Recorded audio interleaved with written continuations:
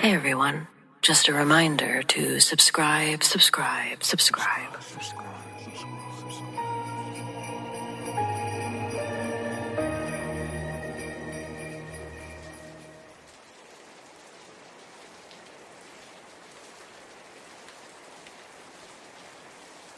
I'm 34 now, but every year around the second week of December, I get this specific cold knot in my stomach.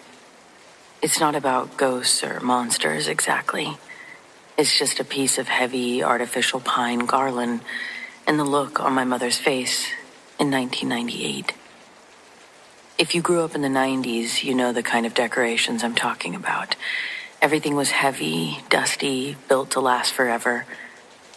My mom had this one specific garland, thick, scratchy, faux fur, with these deep oxblood red wooden beads. She'd had it since they bought the house in '83. She was a perfectionist about Christmas. She knew every ornament, every box, exactly how many lights were on every strand. In December of '98, I was 8. I was helping her fluff the garland in the living room. If you ever handled that old stuff, you know that it's stiff. You have to really work the wire to get it to look real. As I was pulling 2 branches apart near the center of the strand, I felt something hard. Not a bead, but something flat and stiff. I reached into the spine of the garland and pulled out a small, square photograph. It was one of those old matte print photos from the 70s with rounded corners. The color was aged, that weird oversaturated orange tint. It showed a kid, maybe 6 years old, sitting on a sofa. They were wearing a red festive sweater, hands folded perfectly in their lap. They were sitting in our living room. I recognized the floral wallpaper that my parents had stripped away years prior. But here's the thing. Someone had taken a black ballpoint pen and scratched violently across the photo, an X over the child's eyes. It wasn't just a mark. They had pressed so hard that the paper was indented and torn. You couldn't see the features, not really. Just that black, angry ink. Because I was a kid, I laughed and I showed it to my mom, thinking I'd found a secret family photo or something. I never seen her face go so pale that fast. She didn't take it from me. She actually backed away a little bit. "Where did you get that?" she whispered. I told her it was inside the garland. She shook her head almost frantically. "But that's our old wallpaper," she said, having the same realization I had. She told me that she had unwrapped that specific garland every year for 15 years. She fluffed every branch, and she had it stored in the same airtight bin since I was born.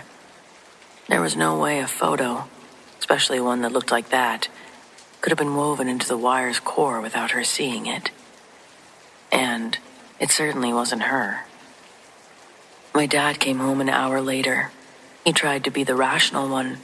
He took the photo, squinted at the X's, and then he put it on the mantle right next to the clock. He said it was probably just a weird relic from the previous owners that had finally shaken loose. He told us to go into the kitchen for dinner and to stop overreacting. We were in the kitchen for maybe 20 minutes. The house was quiet. No one went into the living room during that time. But when my dad went back in to get his cigarettes from the mantle, he stopped. I remember the sound of him moving things around, ceramic reindeer, the clock, the candles. That photo was gone. We tore that room apart. My dad moved the sofa, checked the fireplace grate, and even checked the trash in the kitchen. It didn't just fall, it was gone. The most unsettling part was my dad's reaction. He didn't say, "Oh, I must have misplaced it." He just stopped talking. He walked to the front door, locked the deadbolt, and then went around to every single window in the house and checked the latches. He didn't hang the garland that year. He put it in a black trash bag, shoved it into the furthest corner of the garage, and my mom was okay with that. We moved out of that house in 2004, As we were loading the last of the boxes, I saw my mom hauling the black trash bag toward the dumpster. I asked her why she kept it all those years if it freaked her out so much and she was only going to throw it away. She just looked at me, and I realized that she hadn't slept well in that house for a long time. I didn't keep it because of the photo, honey. I kept it because it meant something to me, but I can't seem to open it or use it, so I guess it doesn't anymore. My mom has since replaced her Christmas decorations, and we don't really talk about this much on Christmas anymore. But every time I see a strand of green garland, I find myself looking for a flash of matte paper hidden in the wire. Though I'm sure that's the kind of thing that only happens once.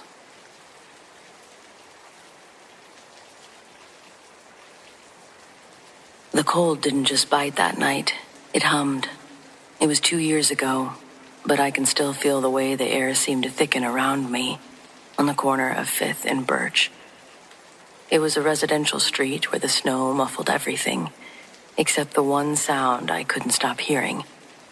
It had started 3 blocks back, a thin, reedy tenor, vibrating just at the edge of my hearing, drifting through the frozen air with a persistent, unwanted cheer. Joy to the world.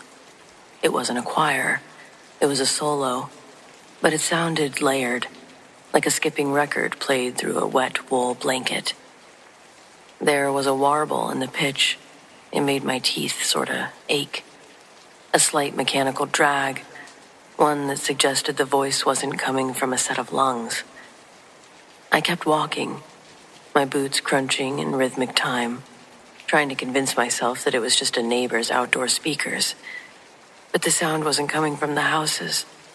It was moving. It was staying exactly 20 paces behind me, tethered to my shadow. I stopped. The singing didn't. I turned around. In the glow of a flickering street lamp, I saw someone. He looked like a vintage postcard. Long wool coat, top hat, a scarf wrapped tightly around his neck. But he wasn't walking. He was gliding. His feet didn't seem to disturb the fresh powder on the sidewalk, leaving the white surface pristine. As he got closer, the audio quality changed. The joy became a low-frequency thumb, one that I felt in my chest. It wasn't air vibrating anymore. It was the sound of a dead channel. My ears began to pop. The closer this perpetual caroler got, the more the world around me lost its own sound. I dropped my keys. They hit the snow in total silence. I tried to shout, but no sound left my throat. I was being erased by his volume. The only thing left in the universe was that voice. This mechanical grinding hidden beneath that melody. He was 10 feet away then. I could see his face, or where it should be. It was just a blurred smudge of gray. He held out a hand, and the song shifted. It didn't move to the next verse. It looped. Let the earth receive her king. Let the earth receive her king. Over and over. The skipping got faster. The pitch rose, sharpening into a glass-cutting edge. It was like a siren. My vision vibrated in sync with this loop, and the trees and the street lamps shivering until they blurred. I scrambled backwards into the mouth of the park, my heels skidding on the perimeter of the frozen pond. The loop was spinning so fast that the words dissolved into jagged pulses. I hit the ice, the pressure behind my eyes reaching a breaking point, my nose beginning to leak a warm, silent trickle of blood. The caroler reached the bank, his head cocking to the side with a series of wet, soft clicks. And then his neck. It began to glow with a sickly, pulsating heat. As soon as I saw it, suddenly, I was back in my apartment. The transition wasn't a fade or a blink. It was a total collapse of the scene. 1 second, I was being vibrated into atoms on a frozen pond by a mechanical scream. And the next, I was sitting in my armchair with a lukewarm mug of tea in my hand. The world rushed back in with a deafening, mundane roar. I heard the refrigerator hum. I heard the radiator clank. I heard my own panicked, ragged breathing. I checked my clothes, my hands, my face. There was no snow, no blood. My keys were sitting right there on the coffee table. Everything was perfectly, maddeningly normal. There was no proof that it had ever happened. No missing time on the clock. And the park was 6 blocks away. But even now, 2 years later, I can't really sit in a quiet room. I keep the TV on or a fan running at all times, because sometimes when the apartment gets too still, my mind is anything but calm. It races, tries to figure things out, invent things out of nothing. But this experience, it wasn't nothing. It certainly happened, even if I can't prove it.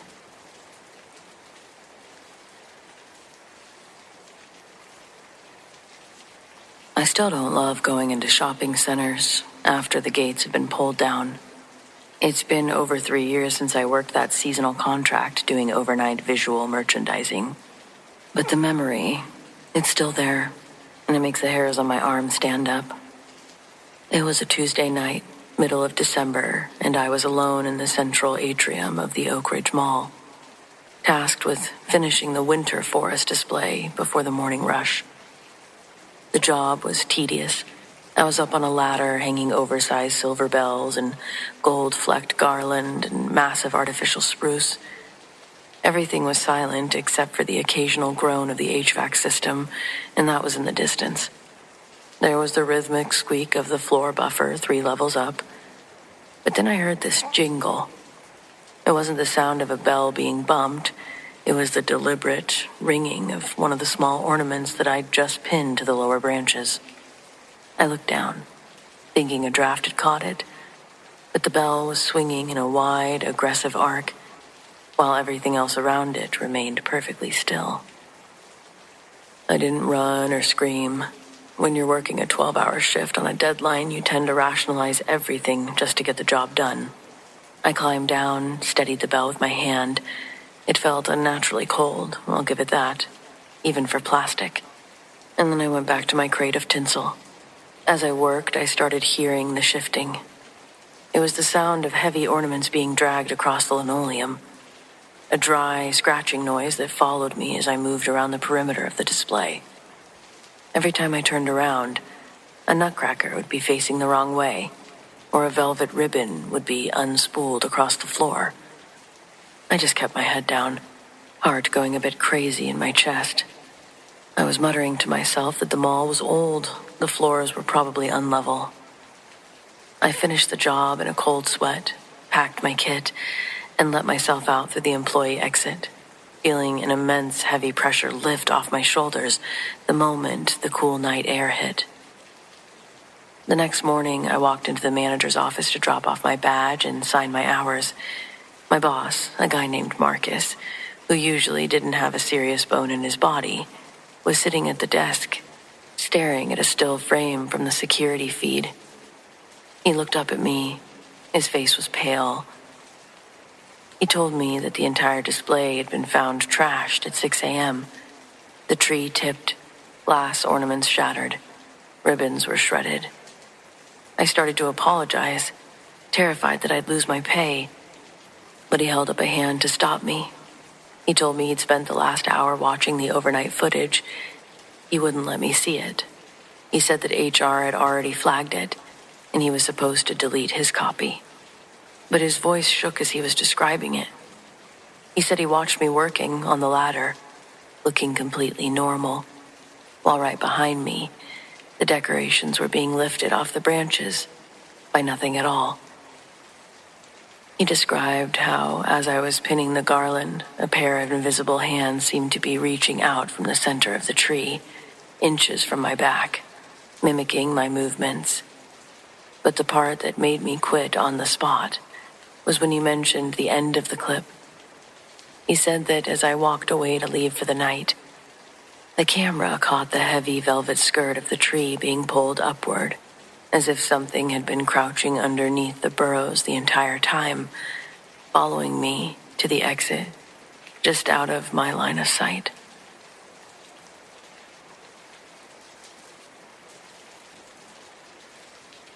I still don't like the look of a car idling in the snow with its lights off. It's been 5 years now, but that specific shade of dim yellow headlight glow, it makes my stomach do a slow, sick roll. It was 2 days before Christmas, and I was doing that classic last-minute dash to a 24-hour drugstore for tape and name tags. The neighborhood was quiet. It was barely 10 degrees outside, and the plows hadn't been through in hours. I noticed a van when I was walking back. It was an old, rusted-out thing, parked at an angle that blocked half the sidewalk.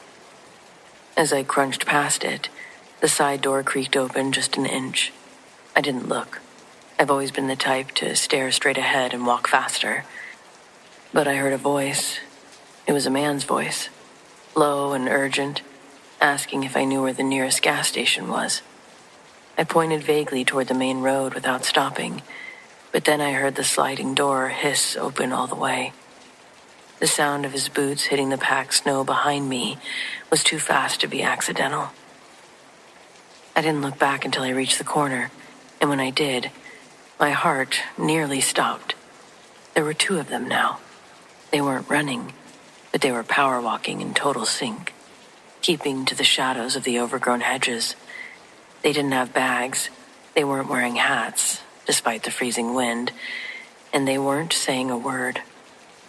I took a sharp left, then a right, trying to weave through the side streets to see if they were actually following me. Every time I glanced back, there they were, always the same distance, always silent, their breath puffing out in white clouds that seemed to hunt me through the dark. I guess my terror really set in when I realized I was heading toward a dead end near the local park. The streetlights were out on that block, and the houses were all dark for the holidays. I could hear them gaining on me, a rhythm of their footsteps speeding up. I reached for a phone, but my hands were so numb and shaking that I fumbled it, the device sliding into a deep drift of snow. I dropped to my knees to find it, panicked, and that's when I heard the heavy thud of a sprint. One of them was closing the gap. I scrambled up, backed against a chain-link fence. I saw a shadow looming just a few yards away, reaching into a long coat pocket. Suddenly, a massive floodlight cut through the dark from the porch across the street. A massive, white-bearded guy. He looked like he could have been a retired linebacker. He flung his front door open. He didn't yell, he just stood there in his undershirt, holding a heavy iron fireplace poker and a barking German shepherd on a short lead. He looked straight at the men behind me and said, "She's home late, boys. You lost?" The effect was instantaneous. The 2 men didn't even try to make an excuse. They pivoted on their heels and bolted back toward the main road, the sound of their heavy boots fading into the distance. My neighbor waited until I crossed the street, his dog still low growling at the darkness. He walked me all the way to my porch 3 houses down, staying on the sidewalk until I was safely inside with the deadbolt turned. He told me he'd seen the van circling the block 3 times while he was out smoking on his porch. He never saw the van again, and the police never found them. But I spent the rest of that Christmas Eve with the curtains pulled tight, wondering what would have happened if that neighbor hadn't been an insomniac.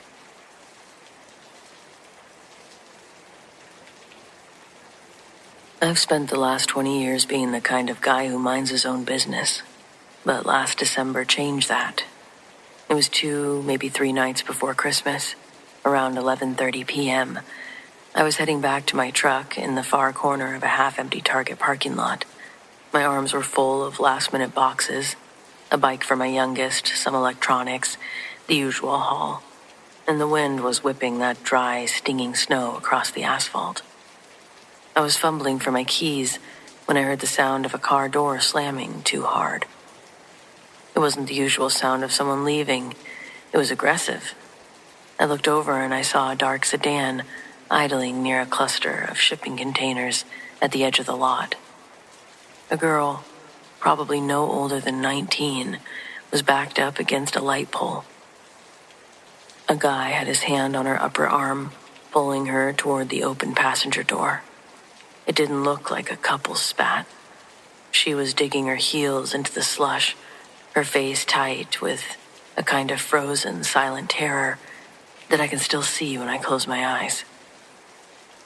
I didn't really think. I dropped the bike box. I heard the plastic frame crack, but I didn't care, and I started moving towards them. I'm not a small man. I've got that dad voice that usually stops my teenagers in their tracks. I didn't run at first. I just barked out, "Hey, is there a problem over here?" As loud as I could. The guy froze. He looked at me, then at the girl, and for a second, I saw him weigh his options. He tried to play it off, shouting back that she was his girlfriend and she'd had too much to drink. But the girl found her voice then. She then gasped out, "I don't know him." Well, that's really all I needed. I didn't wait for him to move. I started a full sprint towards them, pulling my phone out and shouting that I was on the line with 911. The guy panicked. He shoved her hard. She fell back onto the snowbank, and he dived into the driver's seat. He peeled out so fast his tires smoked the ice. The passenger door was still swinging wide open until he swerved into the main road. I didn't get the full plate, but I got the make and the first 3 digits before the taillights disappeared. I spent the next 40 minutes sitting in the back of a squad car with a heater cranking, giving my statement while the girl sat wrapped in a shock blanket in the ambulance. She was shaking so hard she couldn't even hold a cup of water. The officers told me later that the car had been reported stolen 3 towns over that morning. If I'd been 30 seconds slower getting to my truck, or if I'd just kept my head down and ignored it, that girl wouldn't have made it home for the holidays. I went home and kissed my own daughters while they were asleep, and then I sat in the kitchen until the sun came up. For some reason, I still picture the way that passenger door looked, hanging open like a mouth, waiting. It's a heavy thing to realize the only difference between a normal Christmas and a tragedy is one person deciding to look up. 6 months ago, my son Ethan passed away from an overdose. He was 22. Losing him ripped my world apart. This Christmas is our first without him. It felt like a punishment. I couldn't bring myself to even put up lights. His room remained exactly as he left it. A shrine. The house felt like an icebox, even with the heat on. Maybe it was just my soul that was cold. Every time I passed Ethan's closed bedroom door, though, I'd get a faint whiff of something specific. Pine. Not Christmas pine, but that woody, slightly sweet smell of the cheap pine-scented candles that Ethan always burned in his room, convinced it would cover up whatever he was doing. The unlit candle was still in his top drawer, but I'd smell it, clear as day, for a second, and then it would vanish. I told myself it was just my grieving brain conjuring memories. It was about 2 weeks before Christmas. Snow was falling steadily outside, blanketing everything in that soft, majestic way. I was sitting downstairs just staring at the wall, completely defeated. The cold from the windows was seeping into my bones. Around 10 p.m., I finally pushed myself up. I needed to go upstairs, maybe just stand at his door.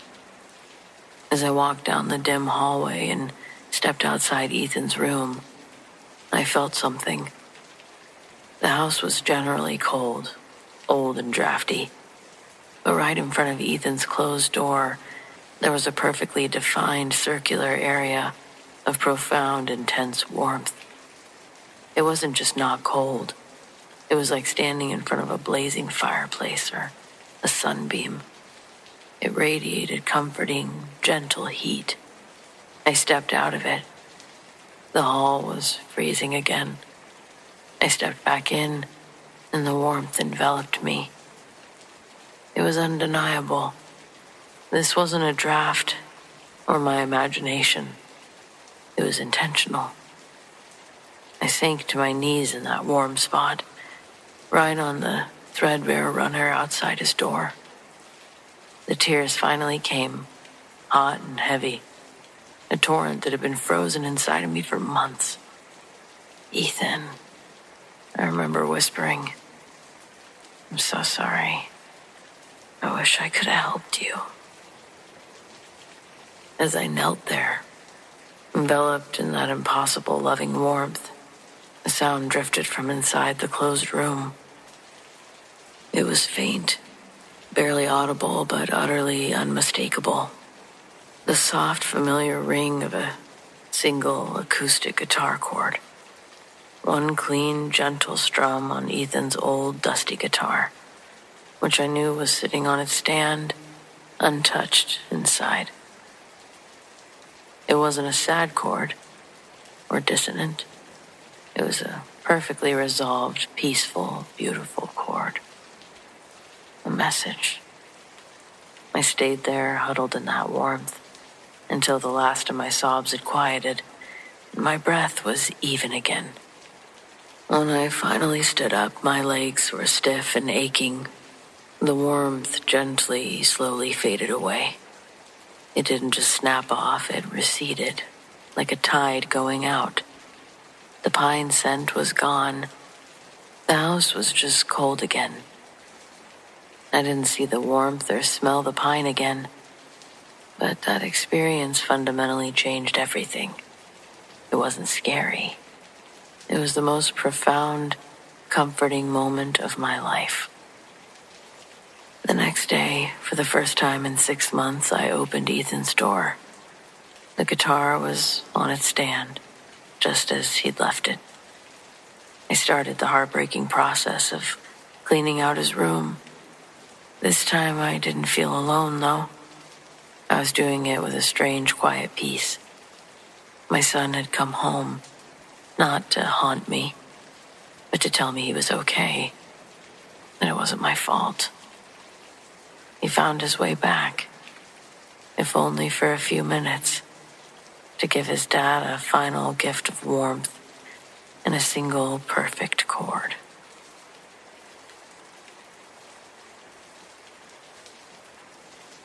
No one would ever believe me, but I wanted to share this story because I talked about it yesterday for the first time. Sorry for any typos. English is not my native language. I live in Northern Europe. My country is cold and covered by large forests and several lakes. My family consists of my mother, father, and an older brother who's 3 years older than me. He's really important to the story. It's also important to know that my parents' house, it's in the middle of nowhere, just forest around it. There aren't even proper roads or any streetlights. The nearest neighbor lives really far away.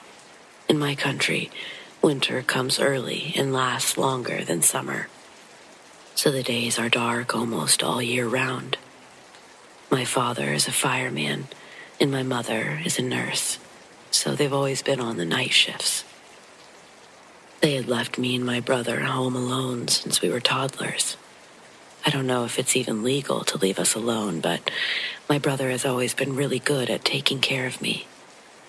This particular evening was close to Christmas. Both of us were on winter break, but my brother still went to ice hockey practice. He was really tired that night after practice. Father and mother had gone to work at night and left us alone. I was 8 at the time. My brother was 11. We often slept next to each other downstairs in our parents' bed, but I decided to be a big girl that night and sleep in my own bed upstairs. I really just wanted to play my Nintendo, and I knew my brother wouldn't let me. My brother was so tired after training, and he just wanted to go to sleep.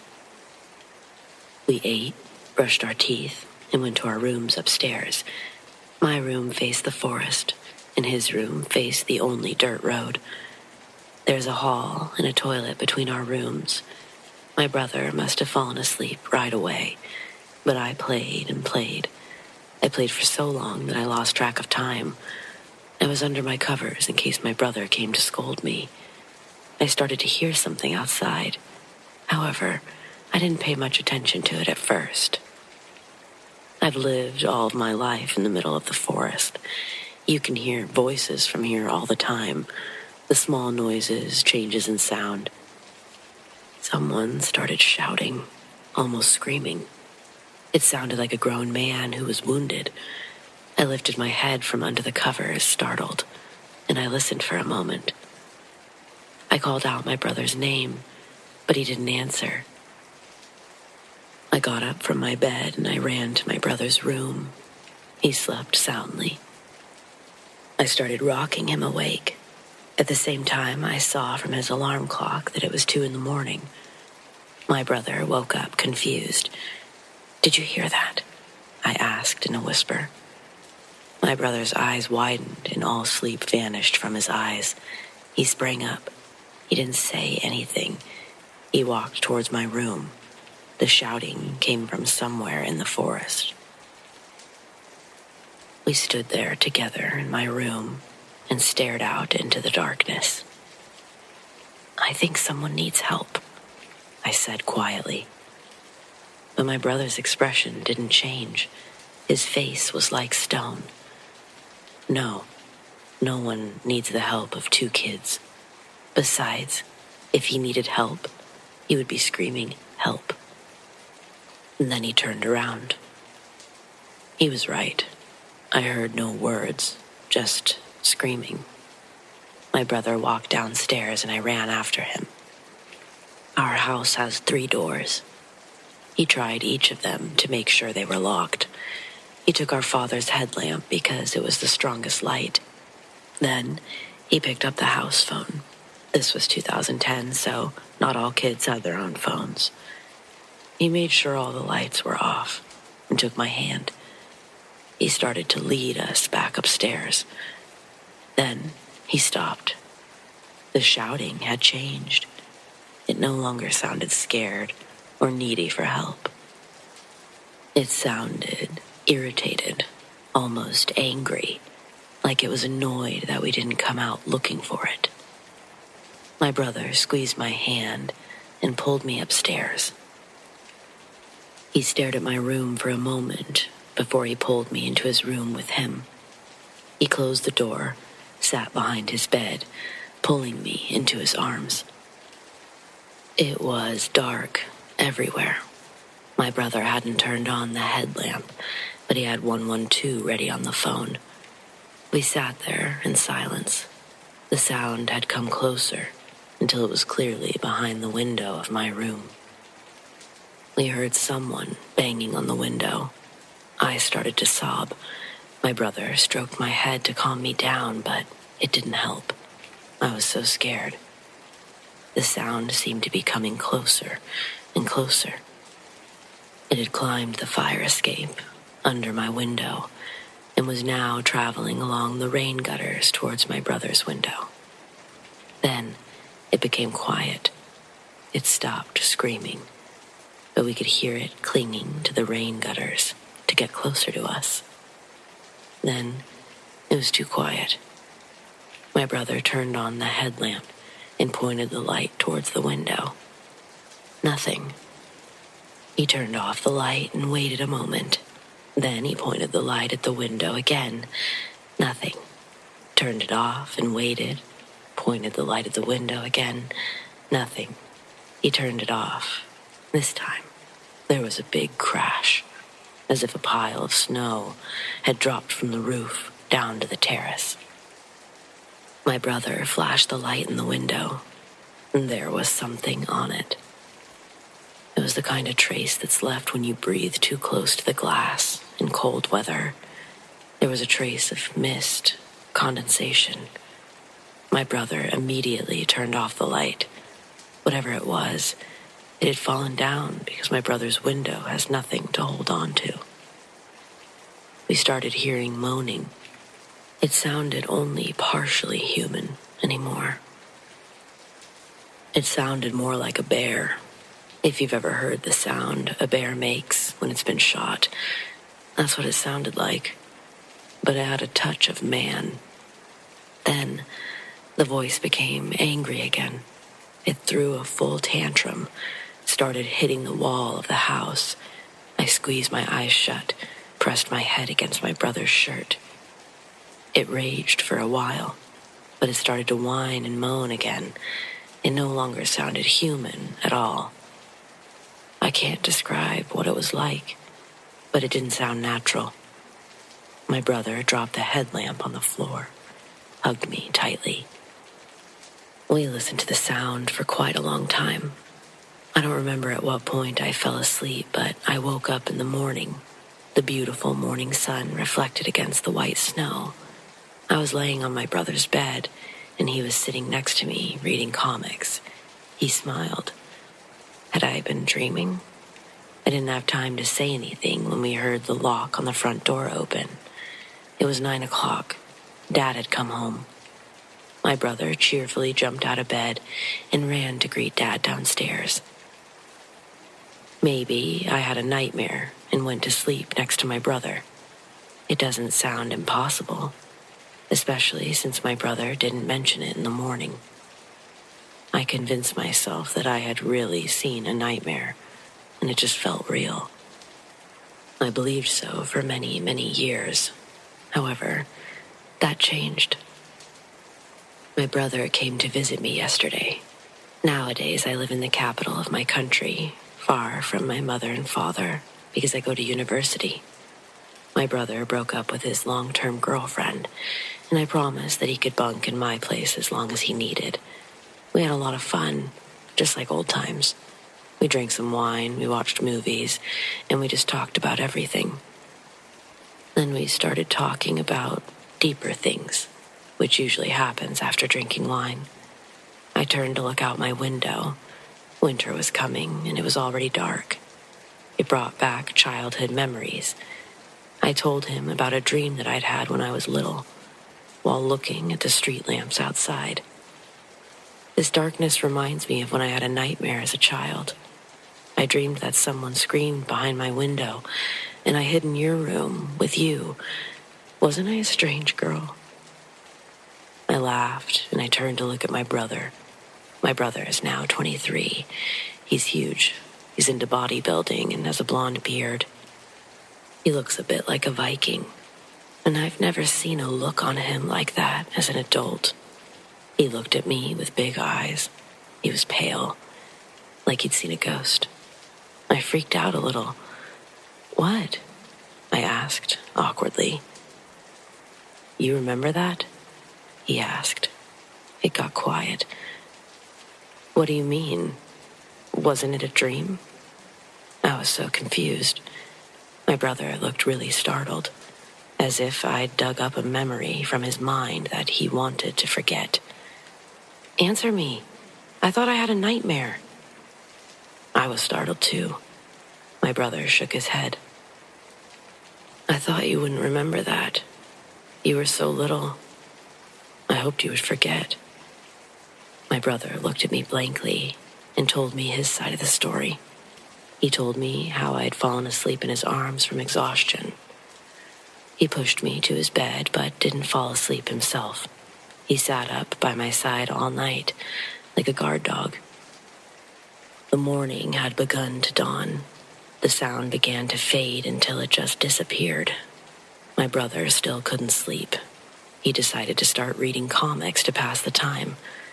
In the morning, when Father had come home, my brother had gone out to look for tracks, but since it had snowed all night and morning, all the tracks were covered. For the next week, my brother visited my room several times a night to make sure I was sleeping safely. We started talking about what had happened. Neither of us mentioned what had happened to anyone.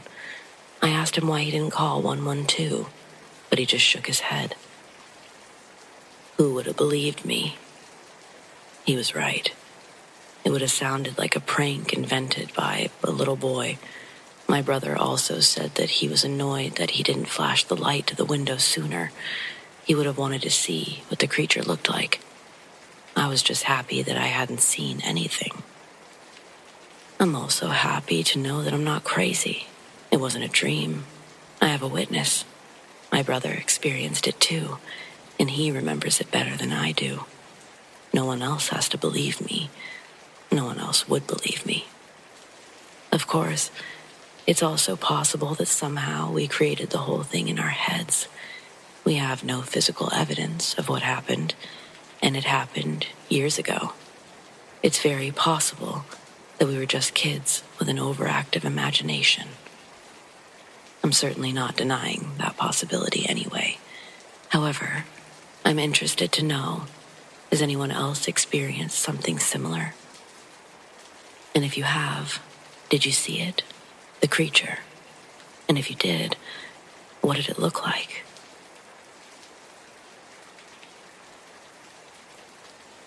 I've heard this story so many times, but I honestly never thought it would happen to me. Last night, I was doing some Christmas shopping alone at the local TJ Maxx. I, 35-year-old female, rarely ever go shopping alone, especially in the evening. Usually I'll have my kids or my husband. I'm browsing around aimlessly, kinda just all over the store, not sure what I'm gonna get yet. I see this young guy, probably early 20s, skinny, with glasses. I didn't think anything of it. Went to a different spot. See him again. He's in the same aisle, picking stuff up to look at and putting it back. No cart or anything. My red flags were not raised yet. Then I see him a third time in a different area, doing the same thing, but now stopping and texting someone. My senses start to perk up a bit, like, okay, this is weird, but I'm not nervous yet, per se. But I'm more aware. Then it happens again, and this time I know something is weird. He's following me all over the store and has nothing to buy. So I kind of start zigzagging through the store, and I find a coat that I want to try on. At this point, I was very wary, but I was also thinking I'm being ridiculous and paranoid. But I just had this strong sense that this was not normal. I went into the dressing room for about 15 minutes, hoping I would lose him. I came out and I didn't see him for another 20-ish minutes. I was relieved, thinking I was definitely being paranoid and he probably left. I go to the checkout after almost an hour and a half of shopping with a cart full of stuff. I was the only one in line. I got called to cash out and I turn around and this man is immediately behind me in the checkout. He came out of nowhere. He had one item, some cheap little decoration. At this point, I was full on panicking. The cashier could tell that I was being weird and was very distracted. At the risk of sounding crazy, I almost didn't say anything. But I told her, I think this man is following me. She was extremely empathetic and didn't seem very surprised. She was like, I'm so sorry. I'll have someone walk you to your car. I was so thankful for her kindness. The man checked out with his one item and left the store with an older man who I didn't see before. The older man had nothing that he bought. The parking lot at this store is a huge, dark plaza. I did not want to go outside alone.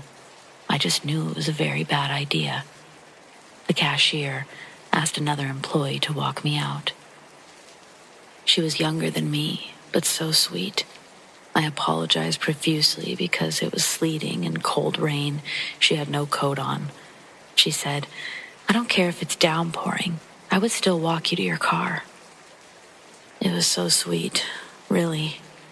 She walked me all the way and even waited until I pulled out and drove away. The whole time I was shaking like a leaf. Like I said, I've heard this happen to so many women. But I kind of just thought that I might be being paranoid, exaggerating. This was extremely scary, though. The more I think about it, the creepier it gets. He followed me around the entire store. Everywhere I turned, there he was. I have no idea what his deal was, but this was so unsettling. My husband freaked out, doesn't want me going shopping alone anymore. I don't really want to shop alone anymore either. If I had not been paying attention or dismissed my bad feelings, something bad may have happened. As a woman, being aware of our surroundings is so important. So growing up, I went to Catholic school, and we celebrated St. Nicholas Day in the beginning of December. The tradition goes that you leave your shoes out, and St. Nicholas, aka your parents, will leave presents in them. When I was in elementary school one year, the day after St. Nicholas Day, my friend came into school all excited. The night before, he saw St. Nicholas in his room, putting presents in his shoes. He described him as having a big white beard, putting something in his left shoe before leaving. At the time, we were excited because it proved to us that Santa was real. 20 years later, I'm having some beers with this friend. We hadn't seen each other in a long time. He moved shortly after elementary school. We're buzzed and telling old stories, and I bring up the St. Nicholas Day story. I ask him if it really happened. Very nonchalantly, he goes, "Yeah, dude, it did. But it wasn't St. Nicholas. That was a ghost." He basically tells me that his old house was built in the 1700s and was definitely haunted by one of the original owners. He said that night he woke up to see an old man with a long white beard tugging at his foot. When my friend saw him, the old man waved and then floated up through the ceiling. He hadn't left anything in his shoe. I guess it took my friend several years for the experience to sink in, and now it scares the hell out of him. When he was younger, he assumed that the man tugging at his foot was St. Nicholas. But now, and as he got older, that clearly wasn't the case. A side note, my aunt and uncle were moving a couple of years ago and were actually considering buying my friend's old house. I told them this story, and they completely dropped interest in that place.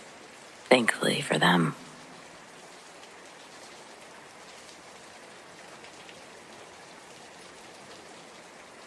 When I was little, my town put together a Santa's Village type spot for the kids, but I use that term loosely. The only good thing about it was the reindeer. Everything else was pretty tacky. It doesn't snow here, so they would lay down patches of white felt and paint hay bales like snowmen.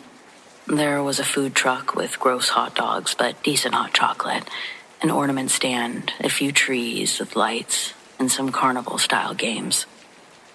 Each year, fewer people would go to the point that they talked about not having it anymore. The final year that it was open, I was 8, and they tried to do something special to bring people back, so they got a carousel. One of those huge blow-up slides, and a bunch of kiddie rides like that. Everything was decorated in a Christmas theme with garlands, ribbon, whatever else you could find. We ran into my cousin by the reindeer, so she and I went to check out the rides while our parents talked. There was a kiddie roller coaster, like the kind that usually has a dragon or caterpillar for cars. But this one had a bunch of painted cardboard taped around it, made it look like Santa's sleigh. The line wasn't long, but we had to wait a few minutes, and it was really awkward because the girl behind us was fighting with her dad. She looked about 5 or 6 and came up at the same time that we did. A minute later, her dad showed up and said that they had to leave, but the girl didn't want to. When he saw us looking at them, he apologized for bothering us and told the girl that she was disturbing everyone's good time. The girl was trying to pull her arm away from her dad, really starting to throw a tantrum. My cousin is younger and looked a little scared, so I was distracted by talking to her about the rides. I didn't really hear anything else specific. One more screaming kid was basically white noise at that place. Next thing I knew, we were getting on the ride, and the girl wasn't behind us anymore. Our parents met us when we got off. We stopped to get hot chocolate, and when we were sitting down, we started hearing more and more people calling out for Beverly. A woman approached us and said that a little girl was missing. She described exactly what the girl behind us was wearing. When my cousin and I told them that her dad had taken her home, they called the police. We told our story at least 50 times before I finally figured out why it was such a big deal. The guy hadn't been her father. One of the few things I remembered her saying was, "I don't want to go with you." I thought that she just didn't want to leave. It seemed so normal when it was happening. We described the man as best we could, but we never agreed on many details. We've talked about it many times over the years, and our descriptions sound like two totally different people. Our parents tried to hide what happened to her, but I saw it on the news a week later, and I told my cousin. They'd found the girl's body the next day. She'd been thrown in a landfill. As far as I know, they never caught the guy. I know it's illogical to blame myself. No one was surprised that 2 kids didn't intervene. We weren't even the only ones who noticed them. Other witnesses saw them struggling as he got her into a car, and they didn't do anything either. As an adult, I hear how absurd it sounds to expect more from my 8-year-old self, but I still can't totally shake it off. Needless to say, no one argued when there was no village the next year.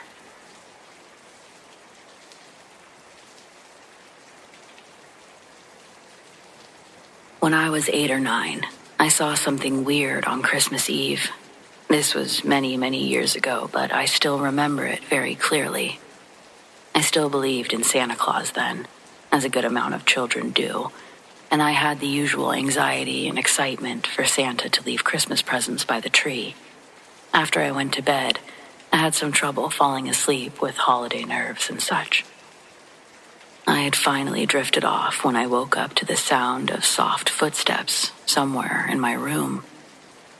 I automatically assumed it was Santa Claus, and I was scared to see him for fear that he might leave or his magic would fail. I opened one eye just barely and saw this black figure standing over my bed, staring at me. It was tall, probably around 6 feet tall, and was completely dark. It almost looked blacker than the black consuming the room. I couldn't see any eyes, a mouth, or a nose on it, but I could clearly see the outline of a head, arms, body, and legs. It looked like a bigger person, so thinking it was Santa just made sense. It stayed in one spot for 10, maybe 15 seconds, until it took a few steps closer.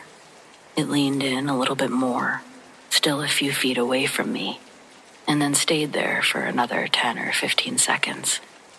Even though I couldn't see a face, I knew that it was looking right at me. It's just that weird feeling that you get when you know that you're being watched or looked at. I closed my eyes again, waited for a few minutes. When I looked back, it was gone. I lived in a pretty old house at the time, so the doors and the floorboards were creaky and loud. I heard the footsteps, but I never heard the door open. I never saw this figure again, though I've had some other spooky experiences in that house. I asked my mom if she heard Santa when he came into my room last night. She looked confused for a second, and then she just played along, assuming I was lying. I know this wasn't a person. I know it wasn't a dream. And of course I know now it wasn't Santa. But I also know that spirits or entities are often attracted to lots of excitement and energy. So, Christmas would be the perfect time for a ghost to pass through.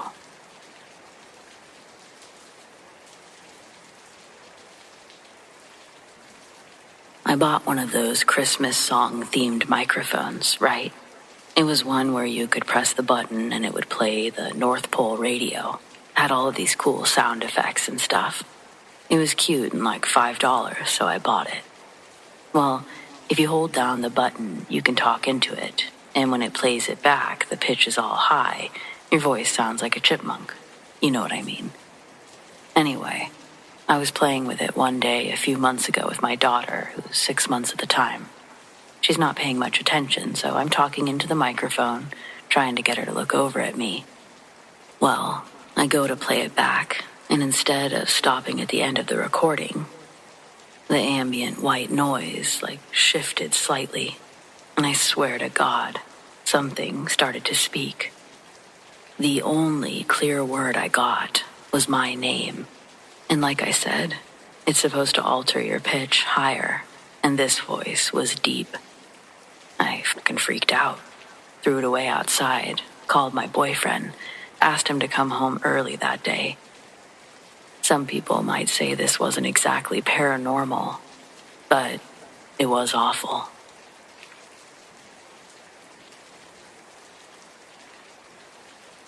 Therapists out there, give me some advice free of charge. Each reply will be like a Christmas present I can gleefully unwrap. By continuing further, you legally agree to help, so here goes.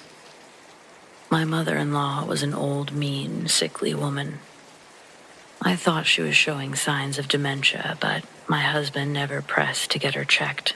She'd been living with us for around 9 months. Her residence at the senior facility that we were paying for, it had been revoked at the beginning of the year after she'd almost set her apartment on fire with a lit cigarette. In September, she committed suicide off the banister of our staircase. I know that sounds crazy. Maybe she fell over the railing and it was an accident, but I watched her do it. I had no clue that she was going to jump. We'd been arguing about something silly. I think she was accusing me of stealing the fish from the large circular tank in her room. It had me heated enough to where I had to storm out. She was following behind me, still yelling.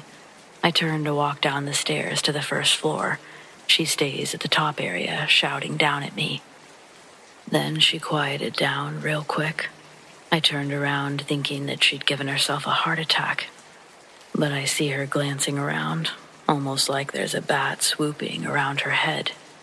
She stood up real straight, made a really heavy, slow inhale before pressing her stomach against the railing, where she then spun over the railing, falling straight down like an arrow into the ground of our entry room.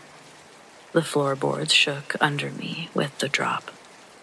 I've never seen something as terrible as what I witnessed that afternoon, and nobody knows why she did it. It was hard to console my husband and deal with the repeating horror movie in my head. He would want to talk about her and mourn, but her name only brought disgusting images to the forefront of my mind. We're both still trying to help each other while struggling to help ourselves. On top of that, days later, and I'm talking a matter of 24, 36 hours after her death, weird stuff started happening around the house. We have pictures that line the wall of our staircase leading up to the bedrooms. That next night, all of them were crooked, all leaning the same direction. My husband told me that he's heard her talking in her bedroom. We still haven't cleared her stuff out. Some family's been by to take some things, but for the most part, her room's been left untouched. I think I'll be more insistent about us going through it after the new year. It's only been a few months, and it's been hard enough handling her cremation, all while sorting out her accounts and bills. We still feel her living here, like she's never left. We've both heard footsteps approach the room that we're in, just to have no one enter. As much as I've tried to deny what's going on, I've seen our curtains blow around with no wind present. None of the other plants or papers around it move. And yet, I watch the curtains make shapes of waves with the fabric. I believe now that something is going on, and I worry that these things will just keep escalating. A few days ago, all of our burners were turned on. When we got home from work, our entire house was filled with gas. It took us hours to air the place out. During the summer, my husband promised our house to the rest of the family to celebrate Christmas. I absolutely don't feel comfortable hosting family over with all this stuff escalating. but we gotta do something. I've narrowed it down to this. Cancel Christmas plans with my husband's family 4 or 5 days before Christmas. Or desperately try to find someone to exorcise his mom out of our house. So, which would you pick?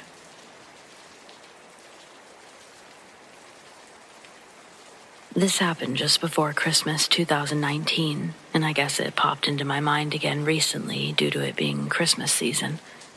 December 2019, I was traveling by train back to my hometown.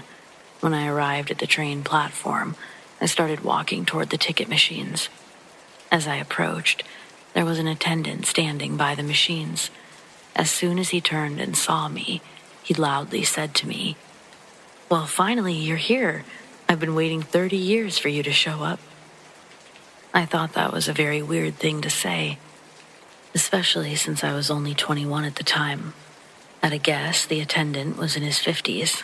The way he said it was very happy and sincere, not sarcastic or even in a joking tone. Unfortunately, I was very shy and awkward, so I didn't ask what he meant. Now I wish I had. Then he asked if he could help me with anything, so I asked him to help me buy a ticket, as I'd never used the ticket machines before. As I was buying the ticket, he kept making really intense eye contact and looking at my face as if he recognized me and was trying to figure out if I was who he thought I was. I had only moved to the area 3 months before and have no family there, so he couldn't have mistaken me for an older relative of mine. I had definitely never seen him before, and it was my first time taking that train. Throughout the interaction, he asked me, "Are you going on another business trip?" Again, I was confused because I was clearly a 21-year-old student, not a businesswoman. I feel that I should say that he wasn't creepy at all, and he definitely wasn't hitting on me. He was well-spoken and clearly not intoxicated. So here's the glitch. After I bought my ticket, he picked up my suitcase and walked me to the train, which was very kind of him. I stepped into the train. He placed my suitcase next to me. I turned to thank him, and he was gone. It was like as soon as he let go of my suitcase, he vanished into thin air. There was practically no one else around, so he didn't disappear into a crowd or anything like that. I glanced all around and I couldn't see him anywhere. He definitely did not get on the train with me and wasn't anywhere on the platform. If he had run off, I would have heard his footsteps, and it wasn't enough time for him to disappear from sight, even if he was running. The whole situation felt so strange. Not paranormal exactly, but surreal. Maybe I should mention that even though I was in university, I'd never been drunk or tried drugs. I wasn't sleep deprived. I say this because there wasn't an easy explanation, such as me imagining him disappearing or anything. Any theories on what it could have been? He seemed to recognize me and think that I was someone from his past. So maybe some kind of time slip. I don't know. Thanks for reading.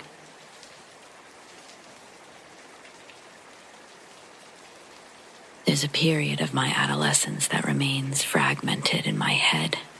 Shards of memories sharpened from their breaking point. What lies beyond is a drop-off into blackness until I hit the next clear moment of conscious retention. The cracks filled in through stories my parents told me when I'd try to ask about the missing spaces in my mind. In elementary school, I was very hard to handle. A poster child for ADHD, with a mom and a dad too busy trying to make ends meet for me and my older sister. After one particular incident that happened at school, my dad had an after-school meeting with the counselor and school nurse. I sat in the office while they spoke in another room. Soon after that, I visited a mental health therapist who sold my parents on a product that he said was better than the other two leading medications. It rhymes with Ryvance. By the next morning, I was on 70 milligram tablets with breakfast. I remember my day being a completely different experience. Each task I encountered was completed through the sheer focus of all my energy. The teachers were happy with my behavior, and they seemed to reward me by showering me with compliments. Near the end of the day, my class went to the school's computer lab, a large dark room on the second floor with big windows overlooking the library. The walls lit with the dim glow of monitors. I loved this room's atmosphere, and the school had just gotten the new Apple iMac G3s in a bunch of beautiful, translucent colors. I was overjoyed when my efforts of the day granted me the job of closing down the lab. This meant that while the class lined up and dispersed out the door, I was trusted to stay behind and turn off all the computers, lock the door, and return the key to the office before returning to class. It was my first time alone with the quiet hum of electronics around me. I had a pretty loud household. My grandma was living with us, and she was always fighting with my mom. It was very chaotic. That moment in the computer lab, I'll always look back on as my first observation of peace and quiet. Midway through turning off the screens, I hear a voice say my name. I think it's one of the librarians, and so I get excited to tell them how I earned the close-down job today.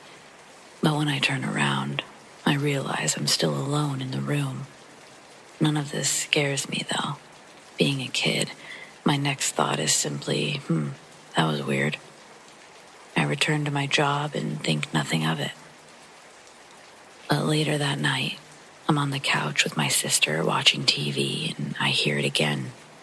An ambient voice calls my name, spoken from behind me. I turn around looking for the voice, but the kitchen is empty. That's when I asked my sister if she heard someone say my name, and she said no.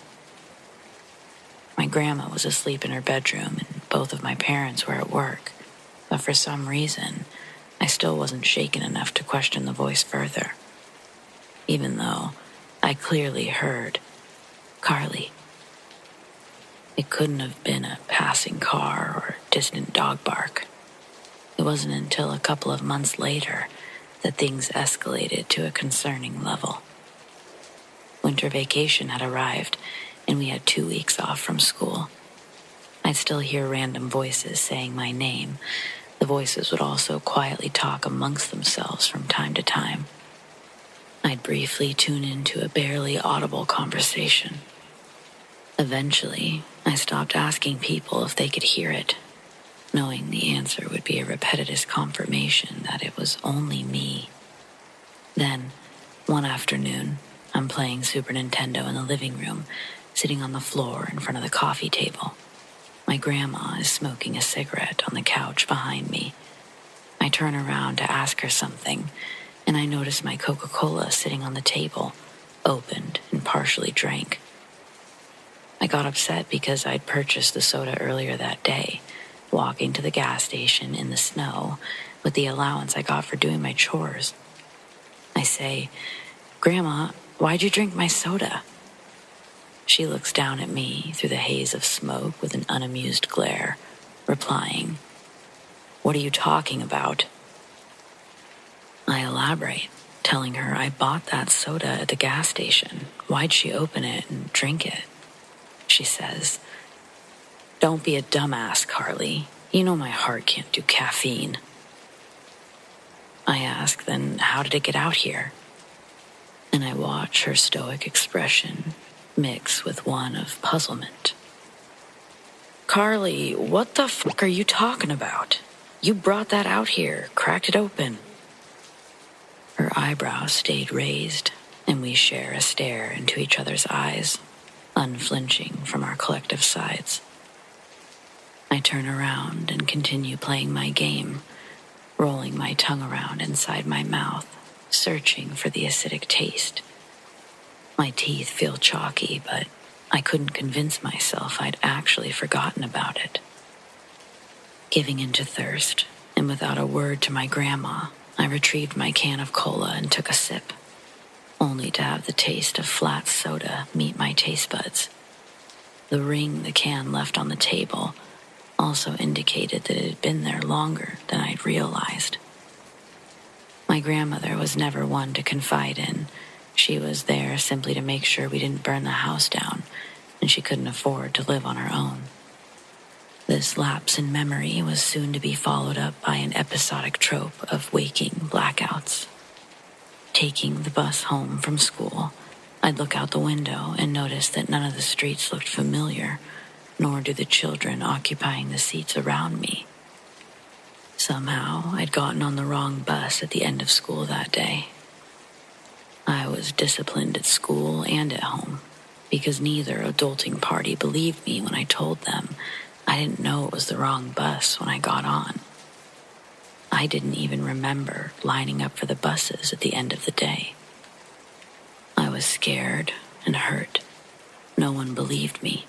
Instead, they assumed I'd reverted back to my old ways. My parents requested the doctor up my dosage, so I'd be taking one 70-milligram slow-release tablet in the morning and another 20-milligram tablet before lunch. This increase in medication, it brought the voices to a forefront in my head. Soon, their conversations would be directed towards me. I'd communicate back using my inner voice.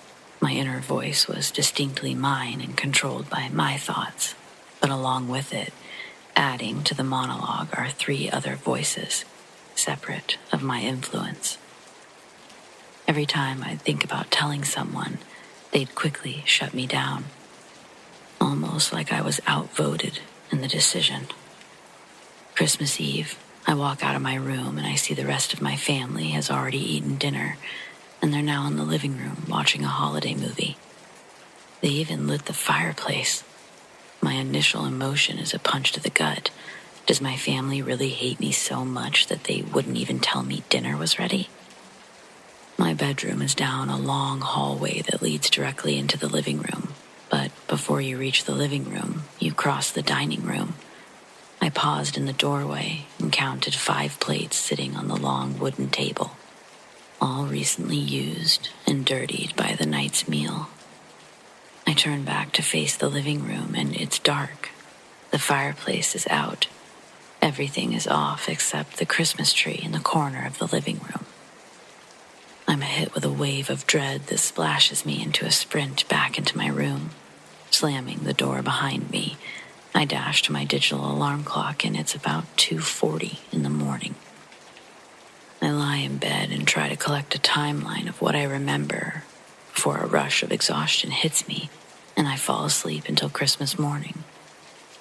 With the festivities of the day, I decide to hold off on expressing my mental health concerns with my family. After Christmas, the voices weren't present for a few days. Paranoia had me testing myself multiple times a day about remembering exactly what foot came after the next in my consciousness.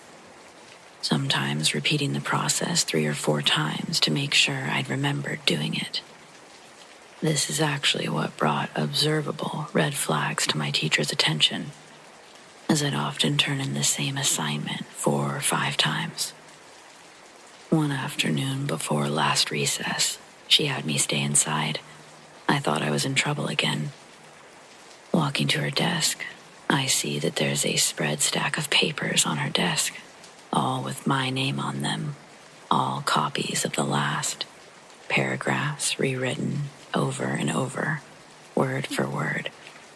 She pulls out more duplicates of other assignments and sets them in a stack next to the other papers on her desk. Then she looks up at me and goes, "So, why are you doing this?" Waving her hand over the pile. I was exhausted from the night before. The voices had been periodically visiting me again, keeping me awake with their negativity. I was only free from them for less than a week after Christmas. I don't know what triggered them to return. I don't know what triggered the initial disappearance. Standing at my teacher's desk, I'm too tired to think of anything but the truth. I didn't care if she thought I was crazy. I just didn't want her talking to me anymore. So I gave her everything. She sat there, wide-eyed, well past my claims. I was allowed to sleep in the nurse's office while my teacher called my parents, the counselor, and the nurse for an impromptu meeting, momentarily awoken by my dad carrying me from the nurse's office to the car. I slept the rest of that day. The next morning, I was told not to take my medication, and we waited to see if the voices or blackouts would continue. A year with no occurrences passes before my parents decided to try to put me on another medication. This time, one of the trusted brands that rhymes with Scatterball. The bouts of hysteria, the blackouts, voices, they never came back. But neither did the blank pockets of time. Pages torn from a chapter of my life, replaced by a handwritten memoir by the ones around me. My mom had bought a bunch of those disposable cameras for Christmas that year, taking all kinds of photos. We had the film developed at a kiosk in the mall. When we got back in the car, I sat in the back seat, poring through the pictures the whole ride home. Images of my vessel posed and smiling, but without my knowledge. Candid photos of open-mouthed conversations I wasn't a part of. To this day, it still makes my stomach turn when I look through that family photo album and come across those Christmas photos. Though I still look at it from time to time.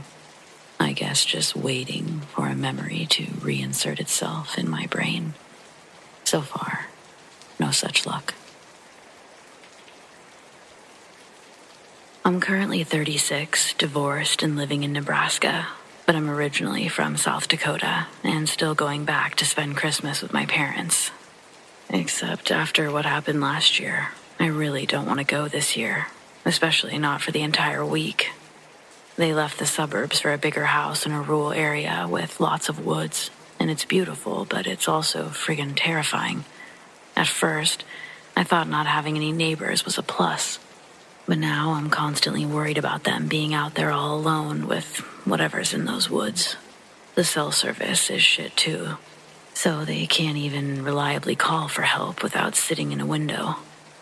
Last year I went up the Monday before Christmas weekend. It was pretty late when I got there, and right away I knew my parents were acting strange. They were jumping at every little sound and rushing me inside. I wasn't even allowed to unload the car. Dad was in the military for over 30 years.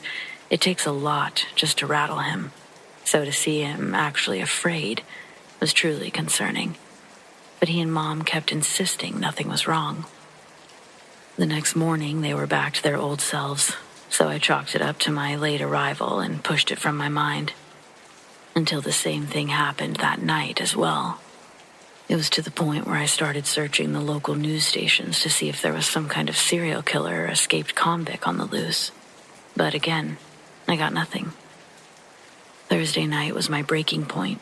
After realizing I had left my charger in the car, I tried to go get it, but I was locked inside. Both doors had locks that could only be opened with a key. When I asked for it, Mom gave me her charger instead, just to see what they would do. I said I still needed my purse, and they both went rigid. Finally, I threatened to crawl through a window, and Dad said that he would get it himself. Then he opened the coat closet, grabbed his shotgun, and began peering out the windows. If Mom weren't behaving the same way, I would have thought that he was having flashbacks or something. I stopped him from going out. I didn't actually need anything else, and I couldn't stand seeing them both so frightened. But I did give them an ultimatum. Either they came clean, or I left for home first thing in the morning, because I no longer felt comfortable being there. When they finally told me, I didn't know what to think. Mom has always been a little superstitious, and she loves her ghost hunting shows, but Dad mocks anyone who believes in that stuff. Like they should be locked in a padded cell. To hear him now say that a monster lived in their woods, that unto itself was terrifying. They had their first experience only 3 days after moving in. One of the main reasons Mom wanted to retire to the country was because she's obsessed with a couple of YouTube channels with raccoons. She planned to leave food by the woods and move it closer to the house as her new friends grew accustomed to her. Anyway, on the third night, Mom looked outside to see if anything had found the food, and she saw something looking at it from just inside the tree line. They hadn't had time to install the floodlights, but it looked to be the size of a raccoon standing up, so she got excited and called Dad over to watch too. Nothing happened for a few minutes, as if it was afraid of stepping into the open, but then the creature they believed to be standing on its hind legs suddenly stretched to its full height. It had only been crouching before, and now the shadowy creature stood taller than a grown man. The clear sky provided just enough light to see that it was definitely covered in fur, and a long arm reached out to pull back a branch blocking its way. Mom screamed, and the figure's head turned towards the house with a low growl before taking off through the woods. Mom believed it was Bigfoot, but Dad thought that it was some jackass in a costume, and he was pissed. He called the police, but they didn't want to send someone as nothing had actually happened, and no one was in immediate danger. The next morning, Dad went to look at the spot where they saw it, and they found huge footprints with only 4 toes on each. He wears a size 12. His own foot was swallowed by this thing's tracks. But what really confused him was how deep they were. If any regular person had worn something in order to make those prints, they wouldn't have been nearly as deep. Likewise, if someone had simply pressed something into the ground, it would have also appeared differently, and the perpetrator would have left their real tracks behind as well. The floodlights went up the next day, but nothing out of the ordinary happened for 3 more weeks. By then, they'd pretty much forgotten about the incident entirely, and Mom had finally gotten a couple of raccoons to come see her each night. Pebbles and Bam Bam wouldn't let her get close yet, but she was working on it. Well, they were showing up at pretty much the same time each night, but now they were suddenly nowhere to be found. Finally, she peeked out of the window and saw the creature eating the raccoon's steak fat and rib bones with its hands, like a person. She managed to stifle her scream and get Dad before it finished. Oh, and don't worry about Pebbles and Bam Bam, though.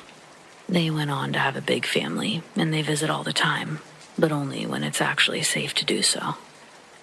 Anyway, Dad grabbed his shotgun and ran out onto the porch, still thinking that it was a person. He screamed for them to leave, or he would shoot. The creature dropped the food, turned towards him, and let out a guttural growl that sent chills down his spine. Its mouth opened wide to reveal a black tongue and huge yellow teeth. He said it almost looked like a gorilla, except it was built like a person, and it had big bald spots all over, like it had mange. That's when he realized it wasn't a costume, because no human could ever make a sound like that. He raised the shotgun as the creature charged and fired a round directly into its chest, but it just kept coming. He got inside, slammed the door, just as it leapt onto the porch. For almost 20 minutes, it scratched and banged on the door, before finally leaving.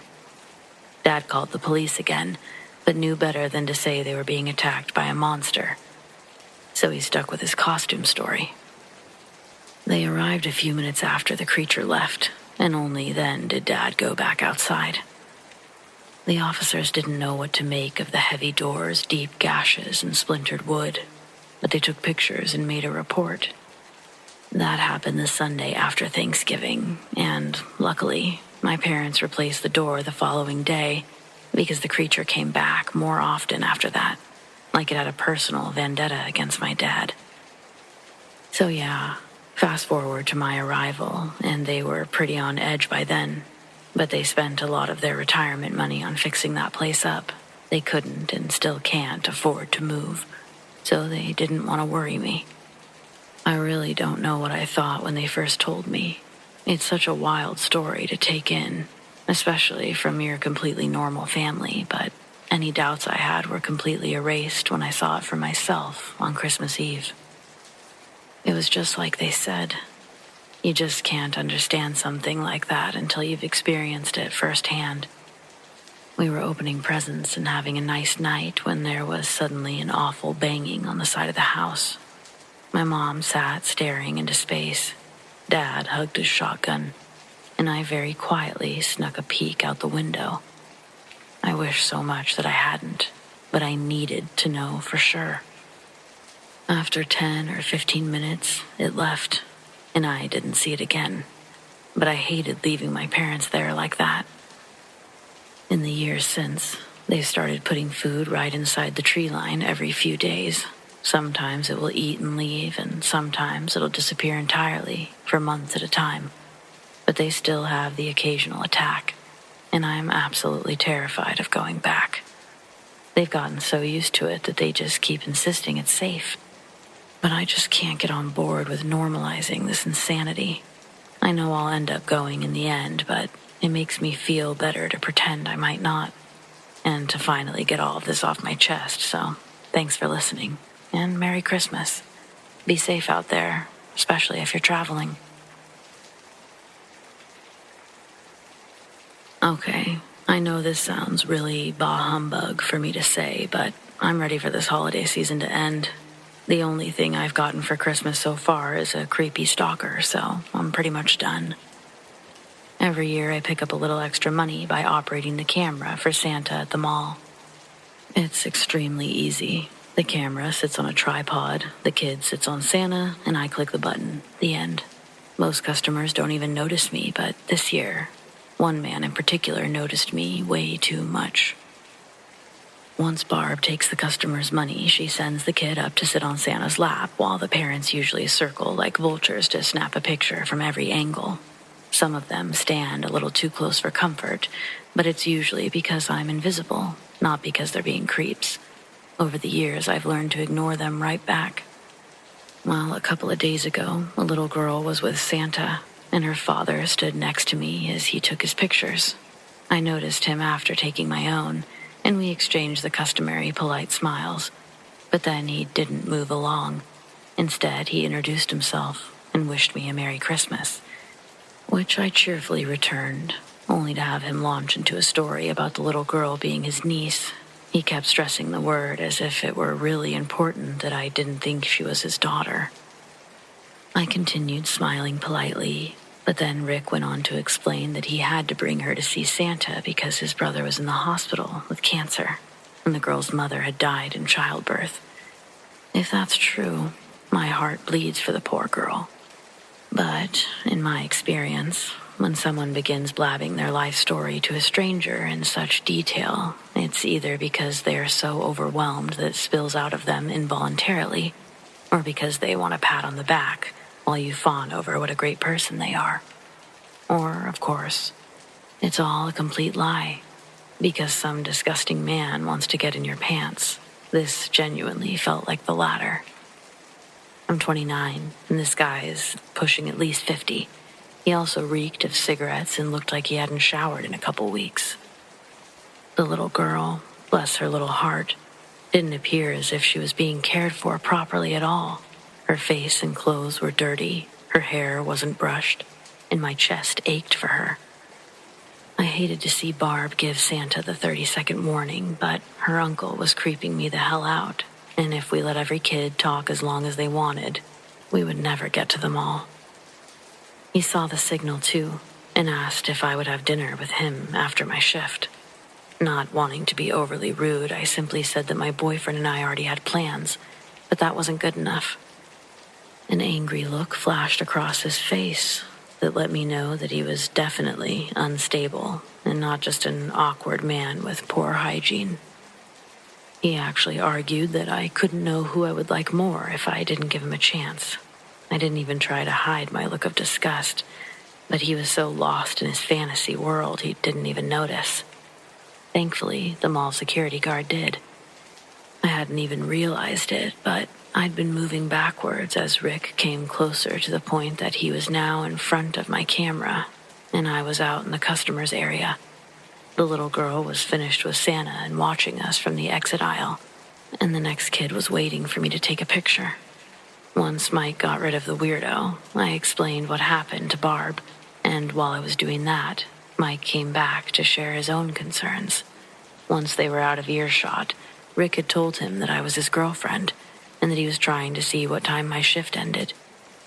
When Mike pretended not to know when I got off, the guy got belligerently angry and demanded that he find out. When I got off an hour later, a different security guard walked me to my car just to be safe, but we didn't see the guy.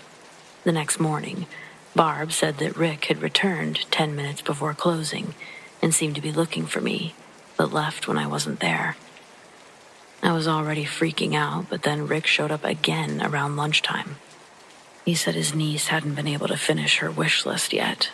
To avoid a scene, and because all of our hearts broke for that poor kid, we let them stand in line. But I, quote-unquote, went on break the moment he was close enough to try to speak to me. Mike made it a point to take the pictures for me when I went to the employee break room, and Rick watched me like a hawk through the entire exchange. When it was his turn to go next, and I still hadn't come back, he let the person behind him skip the line. Well, Mike, being the awesome guy that he is, wasn't going to play that shit.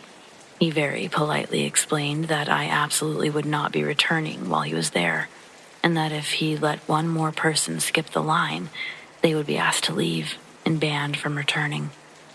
Rick tried the girlfriend story again, but Mike called him out on that too.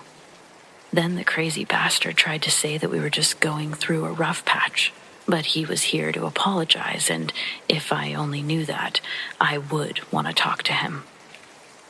Rick turned red as a tomato and physically shook with anger as he pulled his niece out of line. She began crying and begging to see Santa one more time, but he kept going without so much as a glance down. I'm glad I didn't have to see it, but I wish so badly that that child didn't have to suffer because of her uncle, or whoever he is to her. Mike got off before my shift ended, but made sure the other security guards knew Rick's face and kept an eye on me. I worked till closing that night. So far, my new stalker hadn't returned, and we hoped that he had been embarrassed enough to just move on. But one of the guards still walked me to my car just to be safe. Jerry is a 45-year-old father of 3 who's been working security jobs for over 15 years, and he saved my life that night. We didn't see anyone, even though we were both looking hard. Everything was still and quiet. My car sat by itself. The closest vehicle to it was 3 spots away, closer to the mall, and nothing on the far end at all. But when we passed that vehicle, Rick leapt from behind it and stabbed Jerry in his side. I've never seen someone move so fast. Jerry grabbed Rick's wrist as he tried to stab him a second time, and there was a sickening snap as he broke the bone and the knife clattered to the ground. Everything happened so fast, it was like a blur. Both men were screaming, but Jerry got the psycho on the ground and called for help over his radio. Everyone came running out, and 3 other guys piled on top of Rick while a 4th called 911. This is America, and we aren't filthy rich, so Jerry begged me not to call an ambulance, which I fully understood.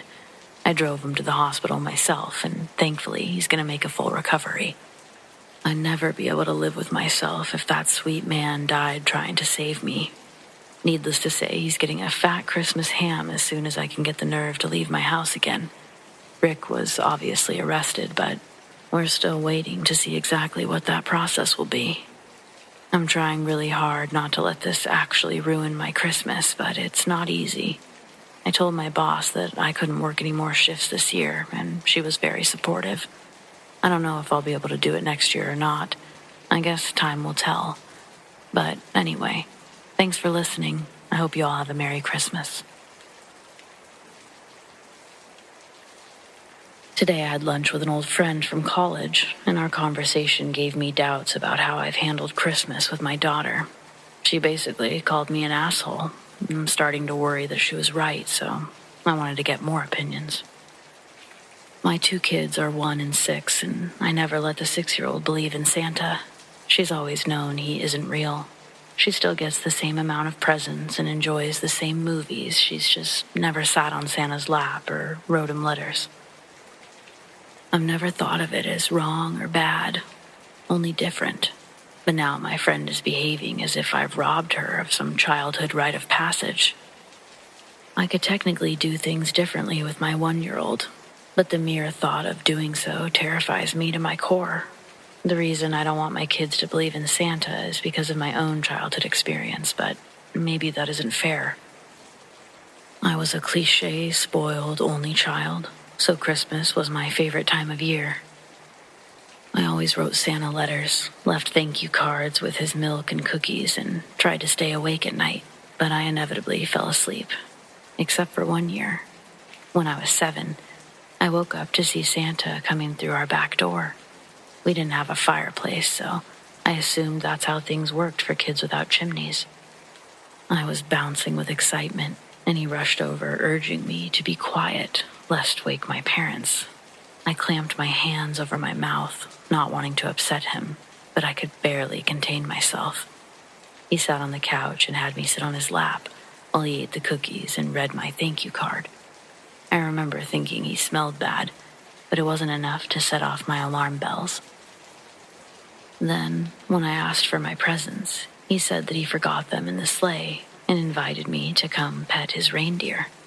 I had to clamp both hands over my mouth, again, to contain the squeal that rose to my lips. Once I regained control, he took my hand and led me outside, where no sleigh waited on the roof. Instead, he took me to an old, beat-up station wagon, parked at the curb. I stopped dead in my tracks, confused and upset. But he said it was disguised with magic. After all, he couldn't very well just leave his reindeer alone on the street, or someone might steal them. To a 7-year-old, that made all the sense in the world. But then he said that he would have to drive me somewhere private in order to release the spell, or someone else might see. I said I couldn't leave without telling my parents, but he knew a place that we could go, just around the corner. He said we wouldn't be gone for more than 10 minutes. I was afraid of getting into trouble, but how could I pass up a once-in-a-lifetime opportunity to pet Santa's actual reindeer? I finally agreed to go, and he once again began leading me to this hideous station wagon. But just when he was opening the door for me, a set of bright headlights turned onto our quiet, dead-end street. We were the second house, so it was already close to us when they turned. And I quickly recognized our neighbor's truck because he had the green glow lights along the bottom on each side. Santa let go of my hand and stood frozen, turned away from the lights. I thought they hurt his eyes, but later understood that he was hiding his face. I'm not sure if he was waiting to see what the truck did, or if he was just debating whether or not to snatch me and run. But at the time, I just wanted to show off that I'd met Santa, so I began jumping and waving as I called out, "Mr. Johnson, look, it's Santa!" I knew him well because he often came to our barbecues, and the second I began calling to him, Santa took off running, jumped in the car, and sped away. Mr. Johnson drove all the way into our yard, leapt out of his truck, and ran over to me. I was crying my eyes out, screaming for Santa to come back. I thought that he was mad at me, and now I wouldn't get any presents. Mr. Johnson picked me up, carried me inside where he woke my parents and told them everything. It was total chaos. Police were called, descriptions were taken, and I was informed that there's no such thing as Santa. My parents were even more traumatized than me, and they never wanted to risk anything like that happening again. Our neighbor was praised as a hero, and rightfully so. I still send him a Christmas and birthday card every year, even though he moved to Michigan after I graduated high school. They did catch the guy who tried to kidnap me. He tried to take another little girl from a neighborhood across town. Her parents woke up before he could get her outside, and the father put him in the hospital. He spent some time in jail, but not nearly long enough, and I have no idea what happened to him after that. So yeah, he's the reason I never told my daughter about Santa Claus. I had put serious thought into doing things differently with my son.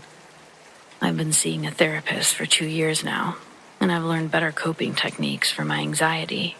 Then my conversation with my friend almost convinced me. Honestly, I'd hoped that sharing this story might have a healing effect, like it would be the last leg of this tiring journey.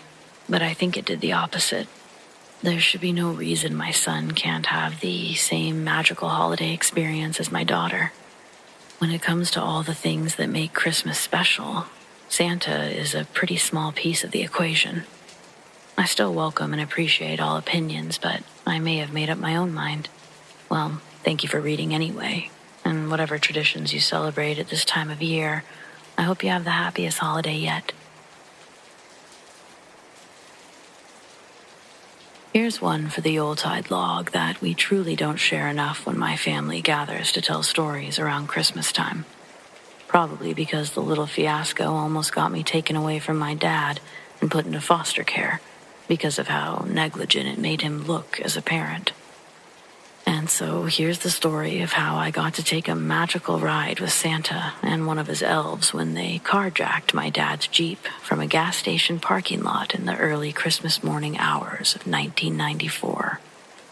I was about 5 at the time, and my dad delivered papers for the Seattle Times. He was a single father and couldn't leave me at the apartment unattended for the hours it took him to deliver papers.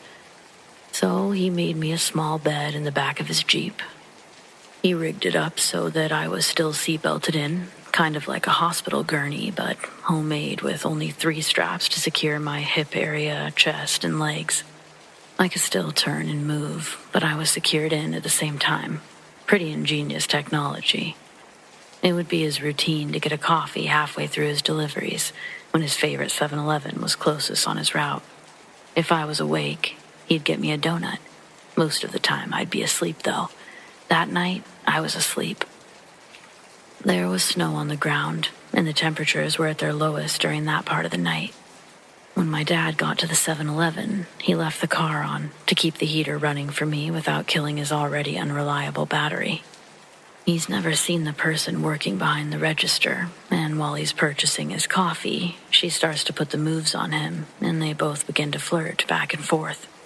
While my dad's distracted by his new Juliet, a man dressed as Santa Claus rides up on his bike. Then, out of the dark, another man rides up beside him, dressed as an elf, minus the pointy shoes. They dump their bikes and briefly talk with each other before slowly approaching the driver and passenger side doors while continuing to scan the parking lot. That's what the building's security camera captured anyway. Change to my perspective. Boom. The doors on both sides of the Jeep swing open. I feel a rush of cold wind hit the top of my head and my feet.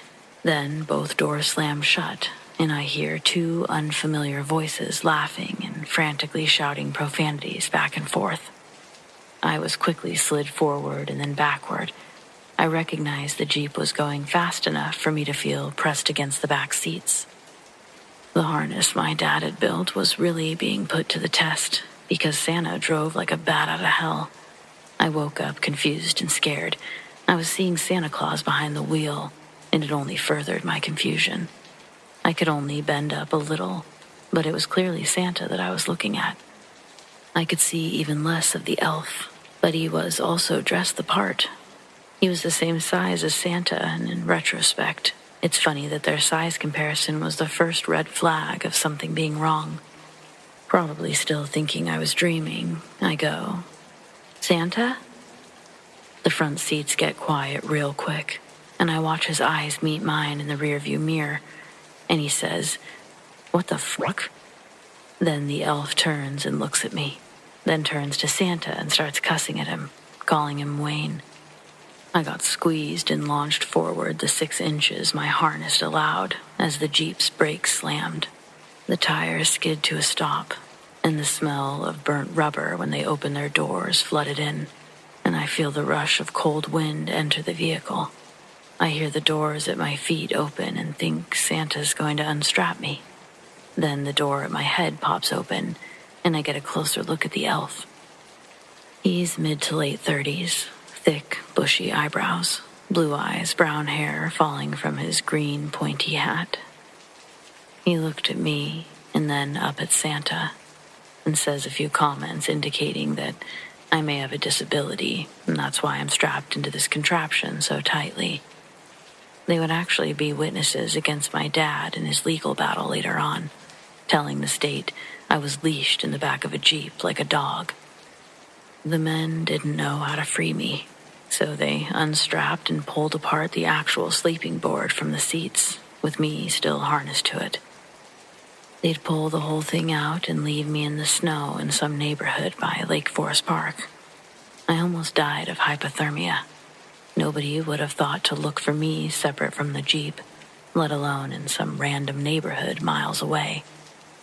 Thankfully, the sun was about to be up, and my screams alerted someone in one of the houses who came out to find me in between their recycling bins.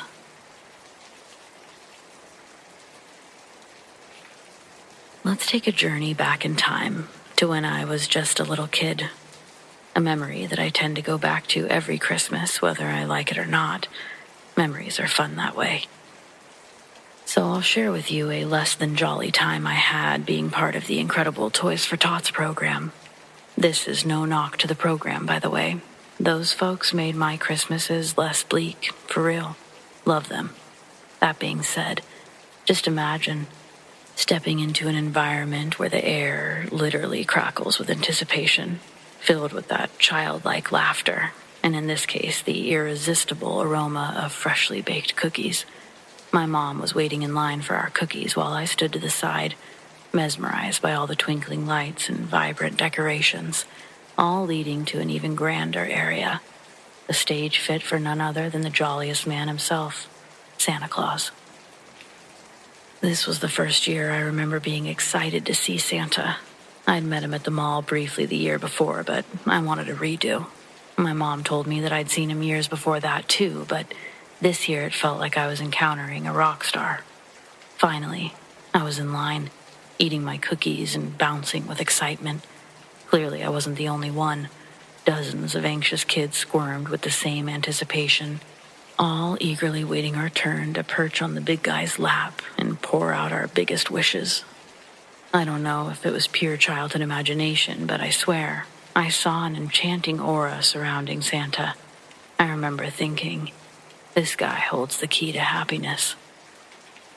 But then, in the blink of an eye, the atmosphere shattered into absolute chaos.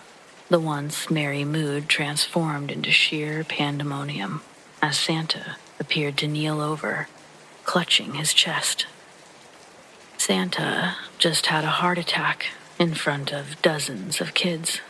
Panic and shock ripped through the crowd like a tidal wave, eventually hitting my mom and I, her face changing from just general mom face to something that I'd never seen before, fear of some kind. It scared me. I switched my view back to Santa and the crowd. All of those gleeful expressions had turned to horror. Everyone looked as scared as my mom. Worried parents fretted over the man in the red suit, shielding the children's eyes, rushing for the exit, carrying and consoling in every direction. I vividly recall the feeling of my mom grasping my hand, her face drained of color, worry etched into every line of her face. And with urgency, she swiftly whisked me away from the unfolding scene. She too was shielding me from the distressing sight, though I could still see it. When we left, Santa laid on the ground, motionless. Someone, not an elf, but just a regular person, was performing CPR. I didn't know what that was at the time, but I made my mom explain everything.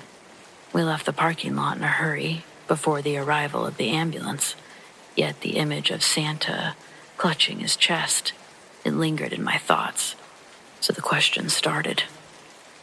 Had I just seen Santa die? No, of course not.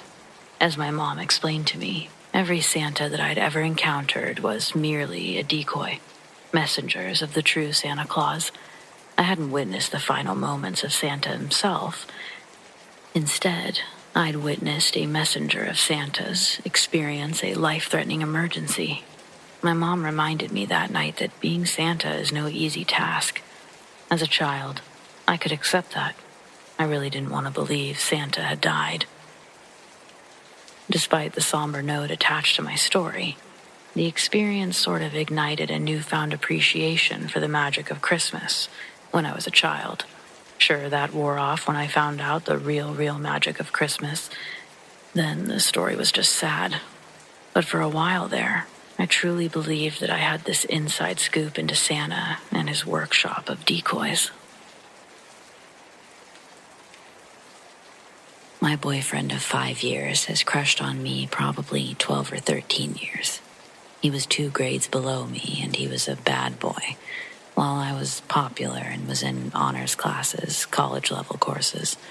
So I wasn't really aware he existed until I met him at my dad's business about 7 years ago. He apparently talked about me being his dream girl and was teased about that a lot, saying that it would never happen, which is why I mention this. In 2009, before we were together, my boyfriend and his best friend, Josh, were getting into pills. Josh's grandfather was an amputee and was unable to properly attend or understand hiding medication, thus leaving large amounts of methadone, Klonopin, hydrocodone, and such just lying around. This was before the opioid crisis that had affected my generation deeply in the last 15 years. 2 days before Christmas 2009, Josh overdosed in the bedroom that my boyfriend is currently staying in. It's a long story, but we moved back to our respective families because we were laid off during the pandemic. We'd had a bad car wreck, losing our extra car, etc. The room has never felt spooky, never anything strange about it.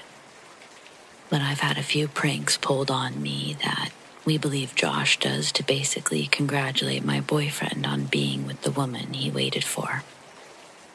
I've woken up to sticky notes completely covering my body, my drinks poured on the floor, and random objects moved right where I exit the bed so that I step on them first thing in the morning. I swear I've heard giggling. Each time I've angrily asked my boyfriend if he was messing with me, and I'm aware when he's lying. He always says no. We like to think that this is Josh playing a practical joke. Sometimes he was known for that. But these are nothing compared to what Josh did for me in 2017. It wasn't a prank. It saved my life. 4 years ago, I went into anaphylactic shock. I lost all ability to speak or move my lower body. I was upstairs with a curved, steep staircase separating me from my phone. I remember crawling to the stairs, knowing that it could be fatal if I smashed into the wall that the stairs led to, before the turn with the very large, steep steps. I knew I was extremely oxygen deprived, but I immediately saw Josh. They ascend the stairs and carry me to the living room couch with my nebulizer and cell phone. I called 911, but I had no voice. My friends were gone, except Josh. He told me that he was going to wake my boyfriend from the hammock in the backyard, and suddenly my boyfriend dreamed of his friend saying that I was in trouble. My boyfriend came running into the house, and at this point, I was dying. I no longer could use any part of my body, and no air came into my lungs when I inhaled.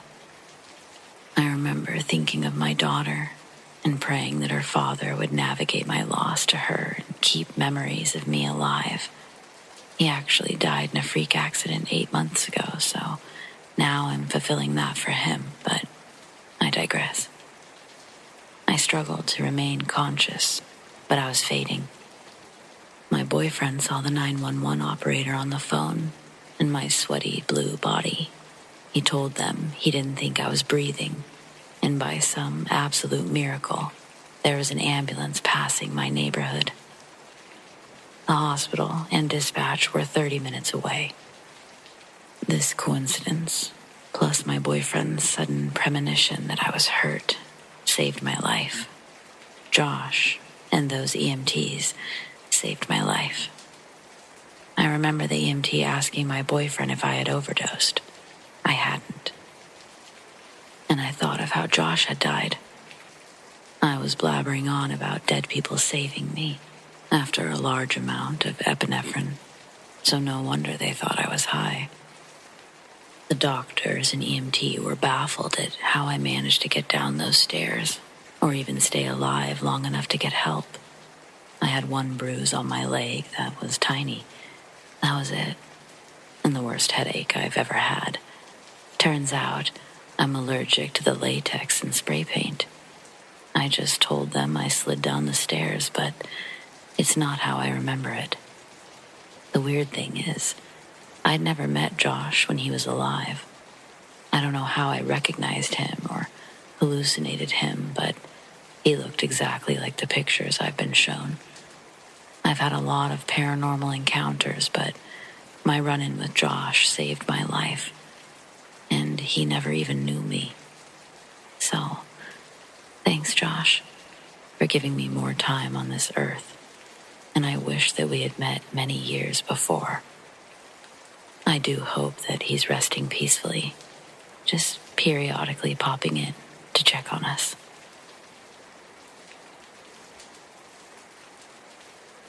This year, I decided to get a fake tree.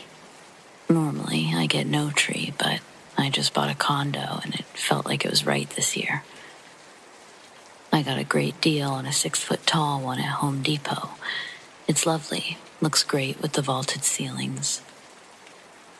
Well, I set this thing up almost 2 months ago, and on Christmas, I noticed that it was not the same tree. I can't really wrap my head around what's happened, but the result is that the lights on the tree were different, and somehow the tree was taller. So this tree, it's one of those pre-decorated ones. Lights, ornaments, the whole thing. This particular one had white lights, blue, silver, and gold ornaments. Lovely. I didn't buy any personalized ornaments, as it's technically my first year with a tree. But I do remember the ornaments and lights that it came with for the same reason. The only thing I added was a star to the top, clear silver and gold. But on Christmas, I noticed the lights are blue. I think maybe it's a setting, so I check the plug. I check the box. Nothing to indicate that there should be blue lights on this tree. Furthermore, the ornaments. These ornaments are almost identical, but upon closer inspection, it's clear that they're only silver and blue, no gold. I check the star, the one that I bought to match the tree. It's the same as it was, still including gold in its coloring, but it's clearly sitting up higher than before. This whole thing drives me insane for the longest time, mainly the lights. I'm Googling the tree based on the box, finding absolutely nothing about blue lights or anything. Eventually, as I continue to follow this rabbit hole, I see something that mentions a metallic sticker, one that should be attached to the tree itself, somewhere close to the inside towards the bottom. This sticker has a serial number. I climb under the tree, and I'm already feeling so strange about even touching this tree, but I find the sticker and I search the number. The tree exists, but it's not the tree I bought. From what I can tell online, it wasn't even sold this year. Fast forward to last night. On my way home from work, I decided to take the tree down. I don't want to look at it anymore. I'm going to see about getting my money back.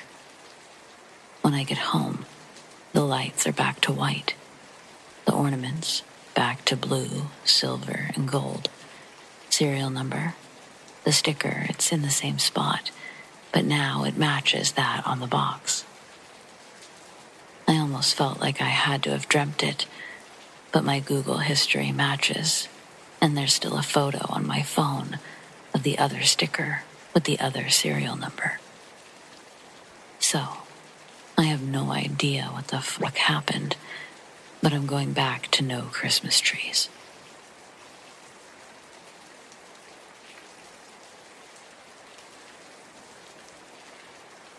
One Christmas a while ago, a year after the death of my grandfather, my aunt and I were having a bad time coping with the first Christmas without grandfather there.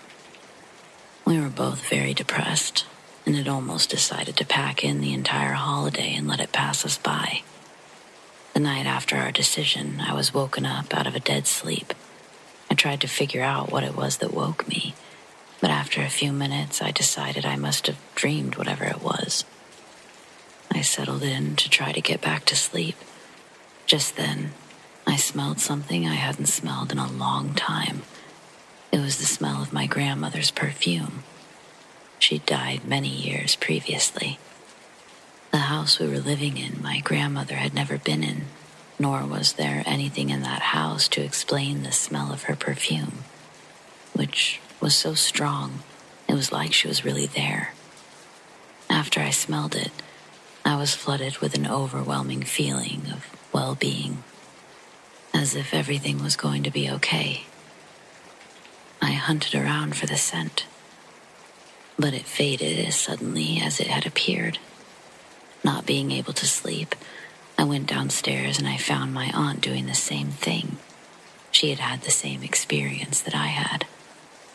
My grandmother had always been a stickler for the holidays. Everything had to be done just so, all the way down to when the tree should be set up and what decoration should be put on. And we were late putting it up. It was like she was telling us that things were going to get better and that we just had to get on with life and be happy. We set up the Christmas tree the very next day. Every Christmas, my parents make me go to my grandmother's house in Mississippi, and I hate sleeping there. They have one of those really old houses from the 1800s, and it's haunted as shit. My grandmother's lived there for over 25 years, and she's so used to it that she doesn't even react anymore. According to her, there's a little boy who died of pneumonia, a woman who died in childbirth, and something mean that she doesn't like. But the way she talks about it, you'd think that it was only an ornery squirrel in her attic. The little boy normally likes to run up and down the stairs and sometimes in the hallways. But when I'm there, he haunts the room I stay in all night. Grandma says he wants to play with me because there's never any other kids around. But I'd rather stick to friends that are living, thank you very much. God, I can already see the comments saying they'd love to play with a ghost. I'm sorry, but most of you wouldn't. You think it sounds cool until you woke up to pounding footsteps running around your bed in the middle of the night, and then you'd be freaked out, just like me. That shit isn't supposed to happen in real life. The woman cries a lot, but only at night and only in the room where she died. Grandma turned it into her craft room because no one can sleep in there. Sometimes she'll go in and stuff will be on the ground from where it fell off the desk or shelf. But that's about it for the woman. She doesn't know anything about the mean one. But she has a theory that it might be a Civil War soldier, because one used to live there. He had a reputation for being just as brutal at home as he was in battle, but he died in Gettysburg. So I'm not sure if he could be haunting the house or how that would work, but again, it's just the only theory she has. He's the one responsible for random cold spots appearing throughout the house, and he enjoys scaring people. Grandma always tells everyone to hold on to the handrails when they use the stairs because he's tried to push her down them on more than one occasion. He also messes with women more than men. Mom gets her hair pulled a lot when we're there. One Christmas, I fell asleep on the couch after opening presents and dreamed that I woke up to see a tall, black shadow leaning over me. I tried to scream, but couldn't. Then it stretched out its hand and scratched my chest. I woke up for real, screaming, and there were actual scratch marks across my chest. They weren't bleeding, but they were raised red welts about 6 inches long. The same thing has happened to Grandma enough times for her to think it wasn't a big deal. Last year we were watching The Grinch on Christmas Eve night, and the only source of light came from the tree and the TV. At one point, I noticed my dad staring at the tree really hard, and I tried to figure out what he could be looking at. Before I could notice anything, A shadowy arm reached out from a larger shadow on the wall and hit one of the ornaments. The glass ball fell to the hardwood floor and shattered, causing everyone else to jump. Dad and I were the only ones to see it, but no one was surprised by what happened. The next night, I almost ended Christmas Day by falling down the stairs myself. I wasn't pushed, but the stairs have a landing halfway up and then turn left. I was paying more attention to my switch than my surroundings, so when I turned, I was just inches away from the shadow figure. I don't even know how to describe what I did. I tried to stop, but it was so sudden that I was already on top of it and nearly fell over backwards trying to scramble away from it. The second I touched it, my body went cold, and I got dizzy and nauseous. I even dropped my new switch. That part really sucked. This incident is the main reason I don't want to go back. It's a whole year later now, but I still remember that awful feeling like it happened yesterday. It's bad enough just being there for a few days, but I don't know how my grandma can stand it. When she wakes up to that thing standing over her, she just screams at it to make it go away, like it's a child misbehaving. I asked if it really obeyed her, and she said, only sometimes. I asked what happens the other times, but she just patted me on the back and said, he gets angry. I'll never understand how she can be so calm about this shit. I'm sorry these examples are all over the place, but I've just kind of been writing down whichever one comes to mind. Like the year 2 of Grandma's fingers were splinted because they got slammed in a door. Or the time that Dad hurt his knee because something grabbed his ankle on the stairs when he was moving boxes into the cellar. But yeah, I think those are all the big ones. I wish I was one of those people who could enjoy this kind of stuff, but it's just not for me.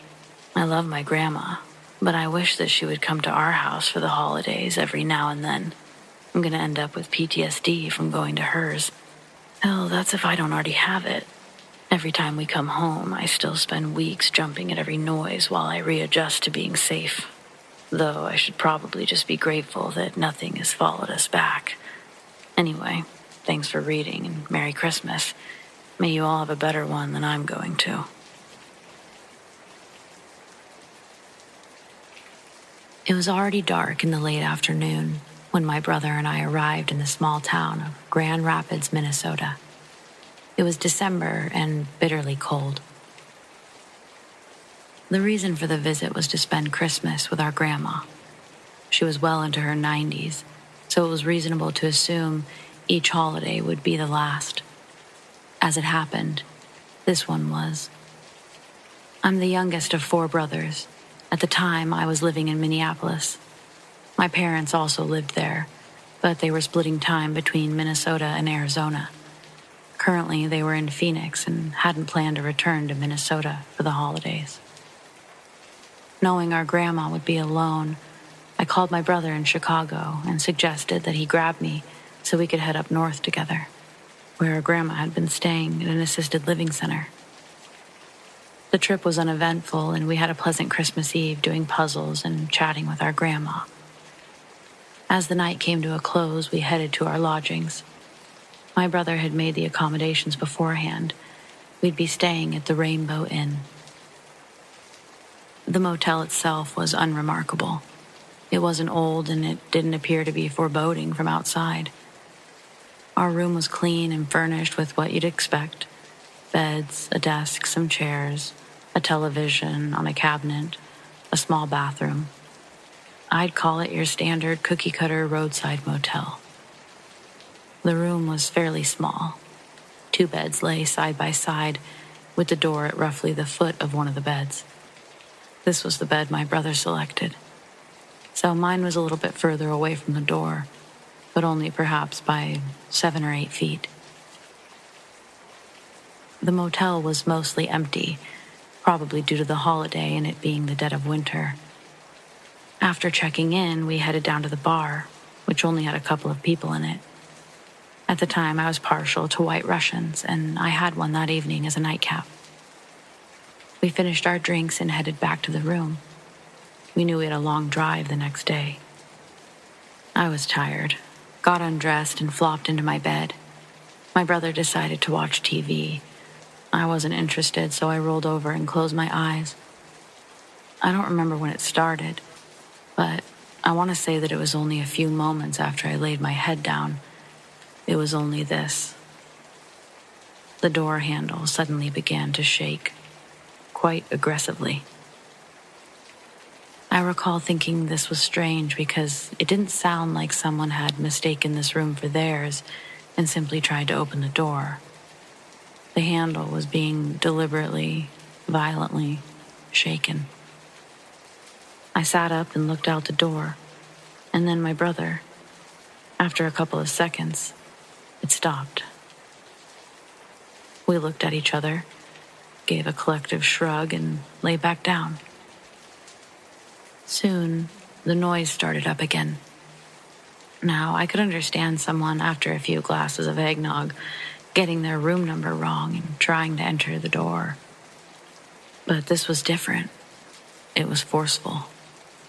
It was clear to me the intention was not to open the door, but instead to let the person inside know that somebody was out there. I thought perhaps it was kids playing a prank. I hadn't seen anyone in the motel, and it was well past 11 p.m., so it seemed odd that any children would be allowed to roam the halls. I got up and walked over to the door. We had heard no voices, no giggles, no closing doors, and no retreating footsteps. I looked out the door's peephole, which gave a decent view of the hallway, but I saw no one. I opened the door and leaned out. Our room was near the center of the hall, so I could see the exits on both ends. I recall there was a hallway that split off perhaps 20 feet down my left. I assumed this is where the pranksters retreated to, as there wouldn't be enough time for them to run the entire hallway and out one of the exits, or to enter a room without us hearing the door to another room close. I looked for some other explanation. Was the door itself somehow causing the sound? Was it loose and perhaps the wind or the pressure of the structure was making it shake? I closed the door and pushed it. It was very solid. I couldn't replicate the sound, except by grabbing the handle and vigorously shaking it. This was getting annoying. I was tired and I just wanted to sleep. I climbed back into bed, but I lay there like a coiled spring, waiting for whoever was pranking us to return. I'd enjoy catching them in the act if they did. Soon enough, moments later, the shaking started up again. I sprung up and was at the door in an instant. I looked out the peephole again, certain to see some kids running down the hall. But I saw no one. From the time the noise stopped to the time I was at the door was a couple of seconds at most. The only way I couldn't have seen or heard someone was if they were smart enough to crouch down, knowing that I couldn't see anything directly under the peephole. I opened the door. No one was there. No one had been there. My brother and I are both skeptics. We were certain there was a reasonable explanation for this, but truth be told, I was beginning to get a little spooked. I had never experienced anything like this. It seemed to defy logic. Once again, I crawled into bed, but I was so unnerved, sleep seemed out of the question. I was upset I hadn't caught the pranksters, but was also dimly aware that there were none to be caught. Something was making this happen. Something unseen. Someone with a purpose. It scared me.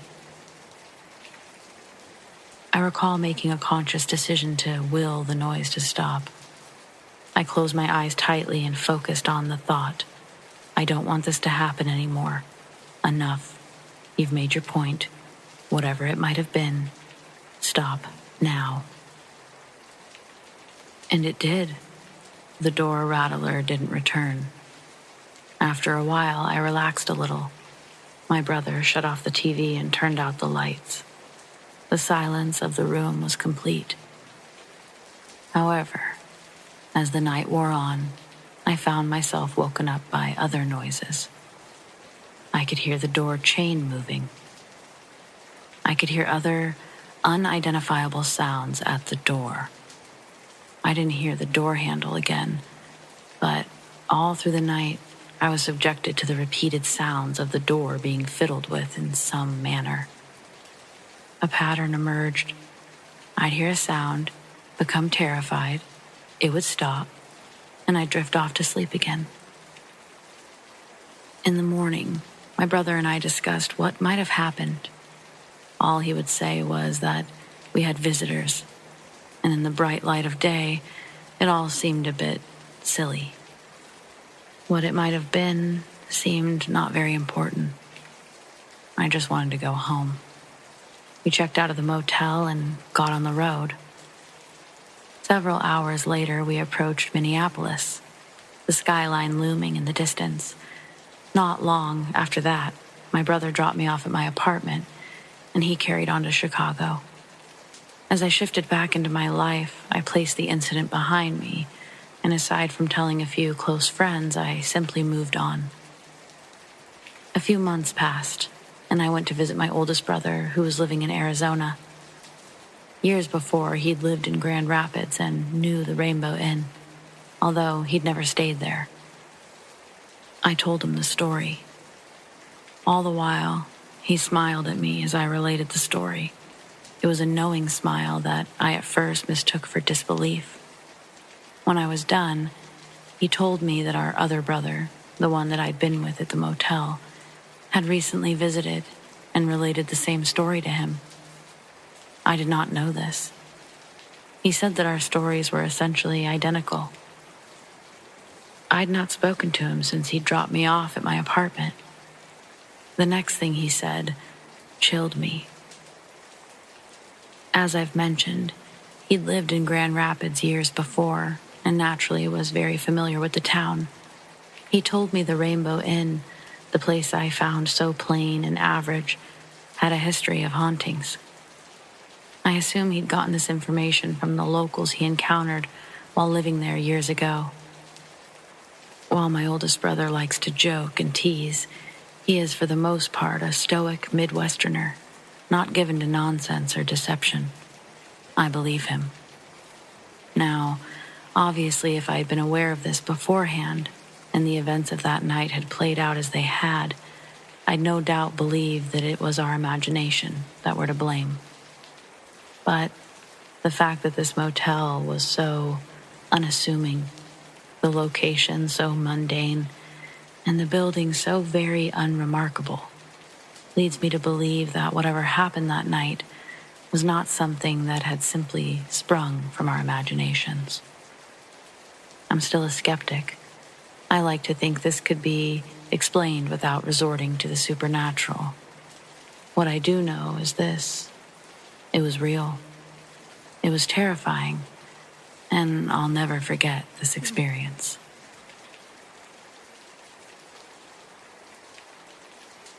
When it comes to finding out that Santa Claus isn't real, I had a pretty uniquely terrifying experience.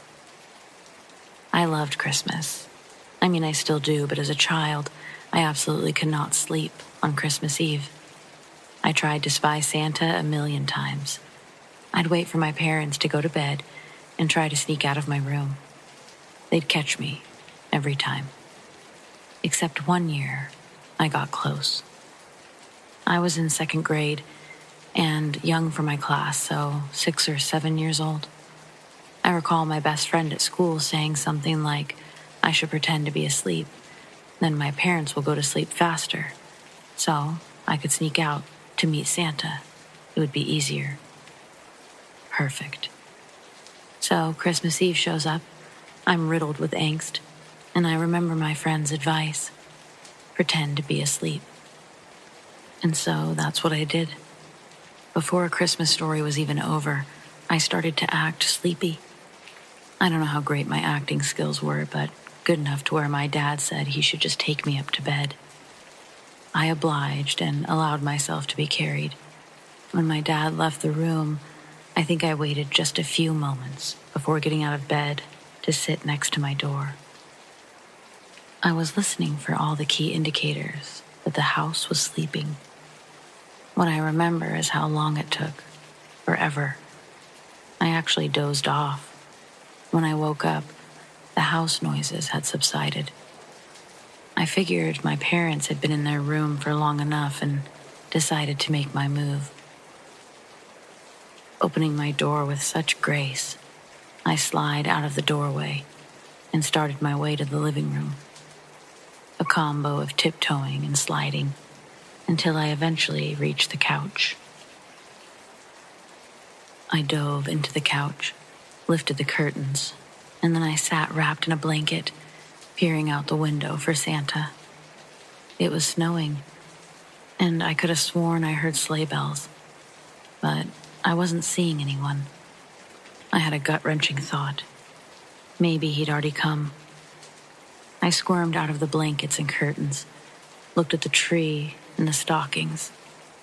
Phew, he hadn't arrived yet. As I maneuvered back under the curtains, I was shocked to see the man himself, Santa. He's walking, though. No sleigh, no reindeer. But I'm not picky. It's Santa. I realize that he's going to pass right by my house, but he's looking all over the place, at all of the houses, in all of the windows. What's he looking for? I think to myself. Then he stops in his tracks and gives another good look around at all the houses before his eyes land on me. He sees me, and I'm ecstatic. I start waving excitedly, trying so hard not to squeal. He waves back and then looks around before he starts walking toward my window.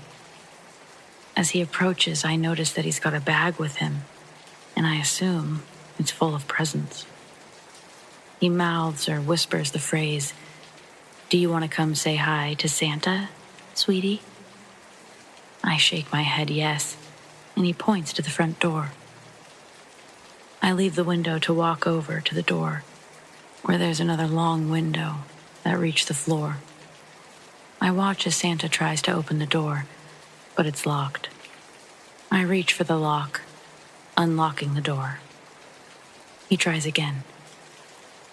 From the other side of the door, I hear him say, "Okay, sweetie, you've got to unlock the other lock, the one that's on the doorknob." So I try to do what he's telling me, but for some reason I can't quite grip the lock. My little fingers keep slipping. Santa then tells me it's okay, just go to the back door. Brilliant. I scoot over to the back door and I wait for Santa. He rounds the corner and the light from the back deck turns on. Santa is fully illuminated. And I remember thinking, wow, Santa is a lot younger than I thought he was. Skinnier, too. The light seemed to scare Santa. He almost ran away until he saw me standing there. Then he proceeded to hustle toward the door, and he was telling me and motioning that I needed to be quick. He said he had something special for me, but then he had to go. He had leaned down and was reaching for something inside his bag. I unlocked the sliding door, and I pushed my hands against the glass, and I started to push the door by walking my body in the direction I needed it to open. I'll note that even today, this door is hard to open or close if at the wrong angle, but at 6 or 7, nearly impossible. Just as he turned around, I heard the door start to give way, and as soon as it had, the home was filled with the awful sound of alarms. I took my hands away from the door to plug my ears, and I looked at Santa. He looked panicked, and I noticed he was now holding some sort of rope in one hand and the bag in the other. He drops the bag and reaches for the sliding door, and he slides it open, no problem. He then reaches for me, but before I can reach back or move or anything, I'm swept up by my mom, as my dad kicks Santa square in the chest knocking him back several feet and landing him on his backside. That's all I saw before my mom was rushing me to their bedroom and locking the door. My mom tells me that I didn't even cry at this point, which makes sense. I don't remember crying or even being terribly upset. Not until later. It was when my parents explained that the man who came to our house wasn't Santa. And my dad kept saying things like, "She still thinks he's real. Of course she tried to let the guy in." That's when I started crying. That was all while the police were there. What happened to the guy? He got away-ish. The guy took off once he gained footing. My dad didn't bother chasing him because he'd gotten the guy's wallet. The cops were also on the phone, and the guy left his bag behind. The bag wasn't filled with presents. My dad tells me it was filled with more rope, like the kind the man was holding. There was duct tape, candy, a hammer, lots of plastic bags, and miscellaneous clothes. Yeah, it's horrifying, but luckily, he was picked up just a few minutes after he left our house. Pretty hard not to spot a guy running around town dressed like Santa Claus. In the end, I forgave my parents for ruining the magic that is believing in Santa. Because, they did save my life. I visited a Costco that doesn't exist. 3 years ago, a few days after Christmas, I was hanging out at my parents' house watching National Lampoon's Christmas Vacation, as one does, and my mom turned to me and said, "Hey, we're going to Costco to exchange this pots and pans set that someone gave us. This one's broken." So I was like, "Oh, cool, I've never been to a Costco before." So we all got in the car and drove about 10 minutes away to a town I've been to a million times. This town is literally down the road from my hometown, and I'd been delivering pizzas in the area for years, so I knew it like the back of my hand. We turned down a road near my doctor's office, and I remember thinking to myself, I've been here a million times and I've never seen a Costco here. But I just figured I hadn't driven down that specific road in a while, and I didn't notice or forgot. So we go in and exchange the stuff and go home. Totally normal, nothing out of the ordinary. The next day, we all went to my aunt's house for a Christmas visit, and for whatever reason at dinner, I was talking about how convenient Costco was, and that they had such cool stuff and whatever. To this day, when I drive past that road that we took, I always think to myself, I gotta remember to get a Costco membership. They had cool stuff there. But being a procrastinator, I never gotten around to it. Fast forward to 4 hours ago. I'm sitting at dinner with my parents, my brother Ian, and his fiancée Jenna. My brother is talking about the apartment he and Jenna are about to move into. Approximately 30 miles away, so nowhere near our hometown, and this is important later. And my brother says, and the best part is that there's a Costco down the road, so we can get all of our groceries in bulk. And I say, "Oh, cool. I've been thinking about getting a Costco membership for the same reason." My mom gives me a funny look and says, "Why bother? You'd have to drive all the way to Ian's apartment and back for groceries." Confused, I said, "Why? I would just go to the one in XYZ town. That's like 10 minutes away." Everyone looked at me funny and said, "There's no Costco in that town. The closest one to us is the one that Ian's talking about." So I remind them all of the time, after Christmas, that we went to exchange pots and pans. My mom tells me that, A, she's never had pots and pans from Costco. B, there is no Costco in the town I was talking about. And C, that she doesn't even remember us doing anything of the sort that year. I then think back to my aunt's house, where I was talking to everyone about Costco and how I wanted to get a membership, and no one had thought anything weird about it. I said, "Guys, it's literally on the road that Dr. Whatever's office is on. down the road from there and to the left. And my dad said, "That's an abandoned strip mall back there. There hasn't been a store there since we moved up here in '96. I was so sure of myself that I said, "Are you guys ready to be more wrong than you've ever been in your entire lives?" And I pulled out my phone. I Googled Costco near me. And sure enough, the closest one is the one that Ian was talking about. Then I Googled Costco in XYZ town, and no results. We debated about this back and forth for a while. My mom said, maybe we went to Sam's Club or a BJ's that day. Those used to be around there. But I know where they both are in town, and I'm absolutely certain it wasn't either of those. I have absolutely no idea what that's all about, and I'm 100% certain I didn't dream it. My dreams are never realistic, are usually nightmares, and are very fleeting due to my medication, so I never really remember them. If anything, I'm just upset now that there's no Costco by my house and that I can't shop there. This happened during the cold snap earlier this year, when our city got a significant, for us, dumping of snow, and temperatures plummeted and held at 0 degrees Fahrenheit. My current neighborhood is rough. I hear gunshots on a weekly basis and don't check local incident reports to keep my sanity.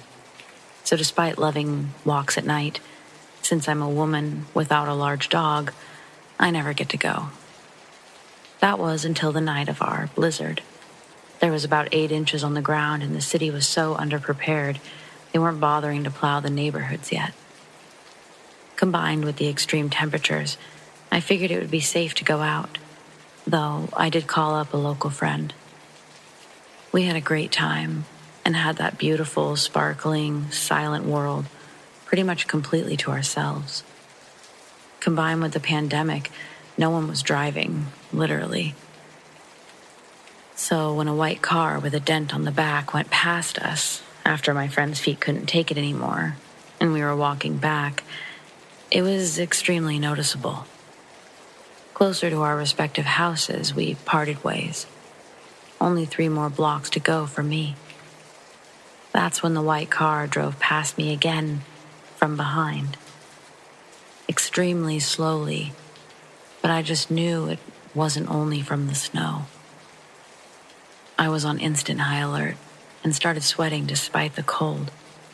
The car would have had to turn around to come back past me, on a side street nonetheless, and conditions were so bad that it just didn't make sense. I was on their right, but quickly crossed behind them to the left, closer to home. They came to an even slower stop, about 20 feet ahead of me, in the very center of the uncleared road, and idled. Then, a man got out from the passenger's side and casually crossed over to the driver's side and acted like he was going to lean on it as I approached. But my instincts were screaming, and I took off at a slippering sprint down the untouched alley that was mercifully between me and the car. I'm so glad I splurged on fancy lightweight snow boots, but adrenaline certainly helped to make that burst of athleticism possible. The snow was my savior, since they couldn't turn around, and a regular car would have almost certainly gotten stuck if they tried to follow. The man immediately shouted something after me. I think it was, "Hey, we're not going to hurt you," but pretty much negated it by getting back in the car and driving off. So, not even sub-zero temperatures will deter creeps from looking for victims. Listen to your instincts and scope the exits.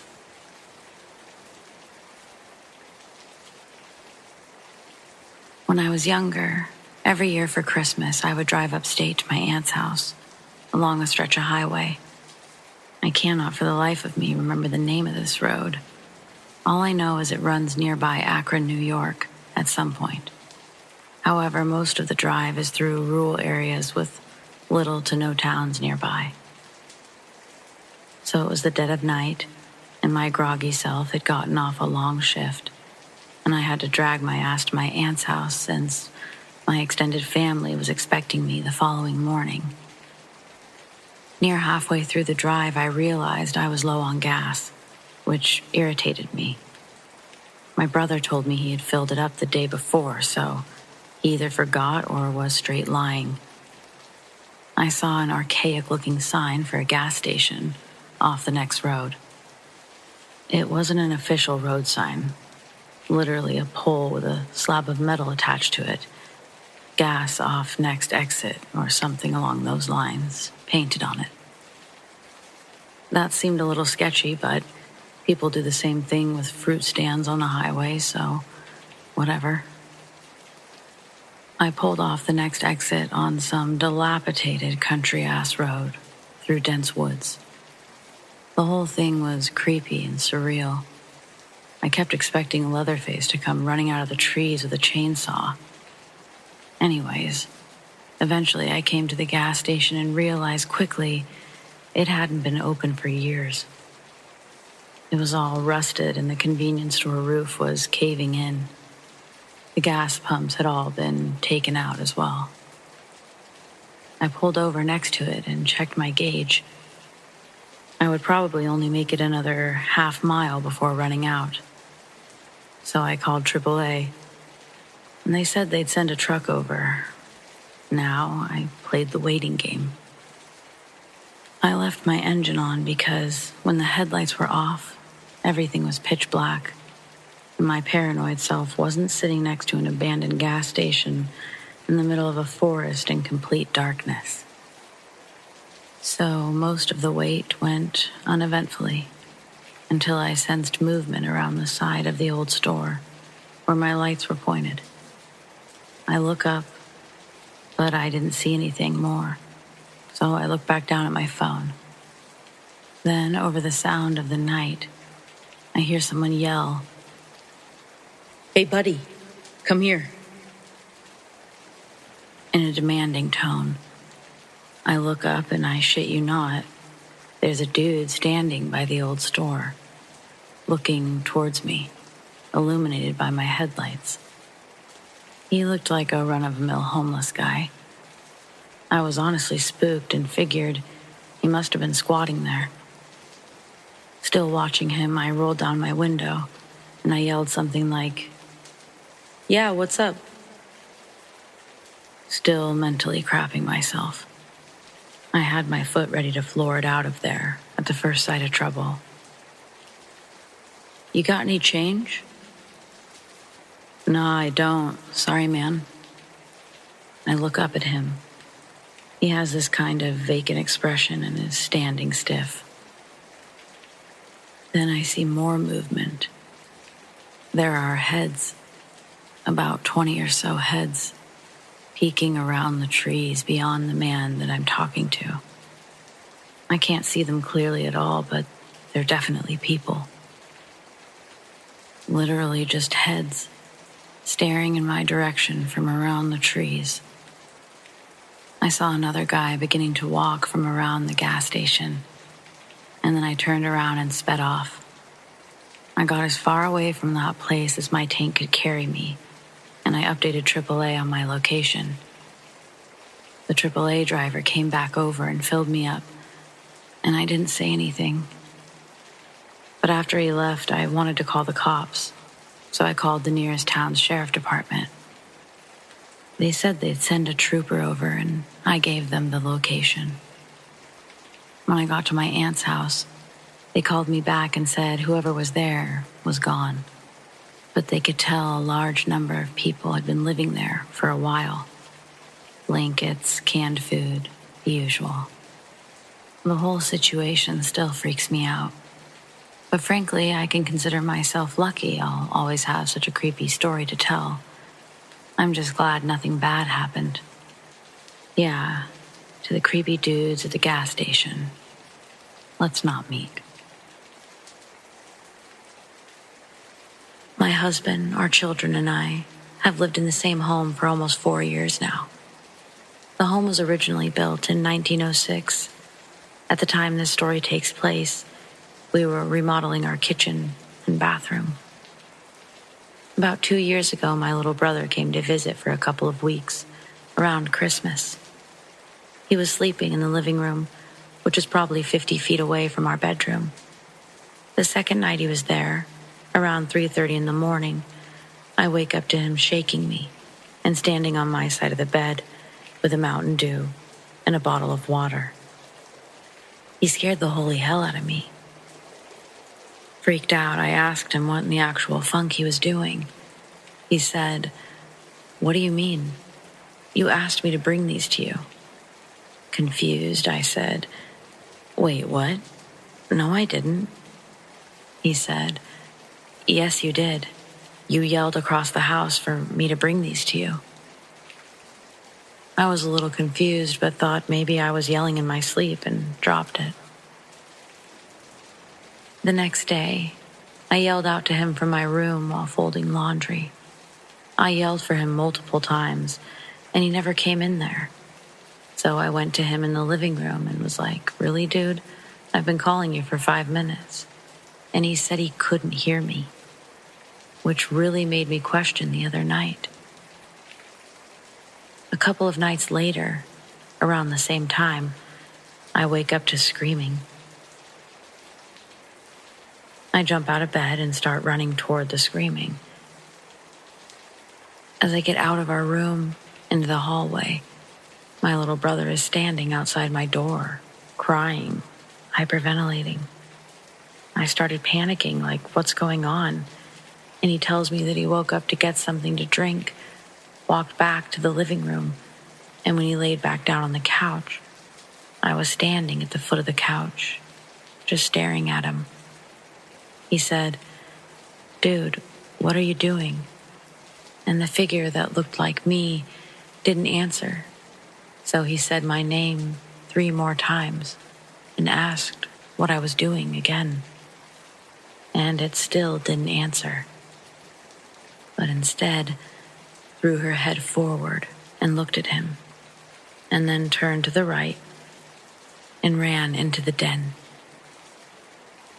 He said the figure was wearing the same clothes I was wearing, but her face was horrible and distorted.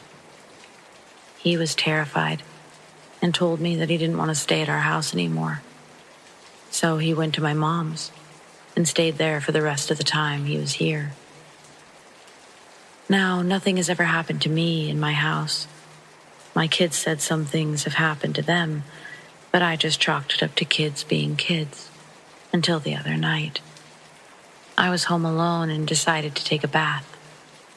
I get out of the bath and get dressed, and as I go to grab the doorknob to leave, I looked back into the mirror. And on the left side of my face was a woman's face, completely tore up, like cuts everywhere. She had gray hair and was wearing a robe with a nightgown underneath. I was so shocked I couldn't move. I went to turn and run out of the bathroom, but nothing. I couldn't move, and all of a sudden, in my left ear, I hear a whisper and a woman's voice say, "You're the only one that understands." I finally could move and ran out of the bathroom, straight outside, and called my husband. I'm still kind of freaked out by it. And if I have to go into the bathroom, I leave the door open. Nothing has happened since, and I'm really hoping nothing else does happen, because that was scary. I have noticed that it's any time we're remodeling or changing anything in the house that something paranormal starts happening. The day before this happened to me in the bathroom, we had finished putting new hardwood in the hallway. Someone came to say Merry Christmas from the other side. So this is one of many stories I have. I never considered myself psychic or sensitive until a few years ago, when I found out stories like mine weren't common with everyone. So before I can tell the story, I have to give some background. Bear with me. My brother and I have different dads. Unfortunately, his dad passed away a year prior to when this story is set. My mom and his dad did not do well together. He wasn't a bad guy, just troubled and really didn't know how to be a good partner. My mom said that after they separated and she met my dad and got pregnant with me, my brother's dad said, "You finally got the girl you always wanted." This was something she had told him when they were together, that she always wanted a daughter, but obviously they didn't stay together to have another kid. When I was little, he was always really sweet to me, not in a creepy way, just always interested in asking how I am. My mom said that she felt like he always felt drawn to me, maybe because he regretted the end of his relationship with her, and I in some way made him think of what could have been. Who knows? Okay, so moving on to the story. A few weeks after my brother's dad died, I had a dream that I was in the hallway with him. He told me that he was okay, and he wanted to show me something. He grabbed a door handle, opened the door, and the brightest light came through. But then I woke up. I so wish I could remember what he showed me, or if he showed me anything at all. Okay, now fast forward in time. It was Christmas Eve 2009, a year later. I was upstairs in my bedroom and I heard music playing. We had a room next to mine with all kinds of toys because I had a lot of nieces and nephews that would come over. I assumed the music was coming from there, so I walked into the room to check. It was not coming from that room, and I realized it was coming from the bathroom. The bathroom? Odd, I thought. I went in there and realized the music was from a 3-tiered box. Each tier with a drawer where my mom kept jewelry and other keepsakes. As soon as I touched the box, the music abruptly stopped. I was 21 at this time, and in all the years of living with my parents, I'd never heard music come from this box, and she'd had it my entire life. I go downstairs and tell my mom the weirdest thing just happened, and I tell her the story. Her face goes completely white. She looks totally freaked out and her eyes well up with tears. She then tells me that is a jewelry box that her ex-husband, my brother's dad, who died, he gave it to her on their wedding day. She said it hasn't played music in 35 years because it broke. We even went upstairs to try to recreate the music and get it to work with no luck. I just smiled and shrugged and said, "Well, I guess he's saying Merry Christmas." I don't know why he chooses me to go through for these messages. We were not close. But I do think part of it is that he knows I won't brush things off as my brain or something weird. I feel they are from him, and he knows I'll share the message. My brother pretty much hasn't been very receptive to the messages. And I don't want to make him uncomfortable or upset him. Sorry this is so long, but I wanted to share as it's special to me. This is my crazy lady living in the attic story. I'm just going to start with how we found her. It was 4 a.m. and I couldn't sleep, so I got up to go to the bathroom. And I saw that the attic door was pulled down and the downstairs light was on.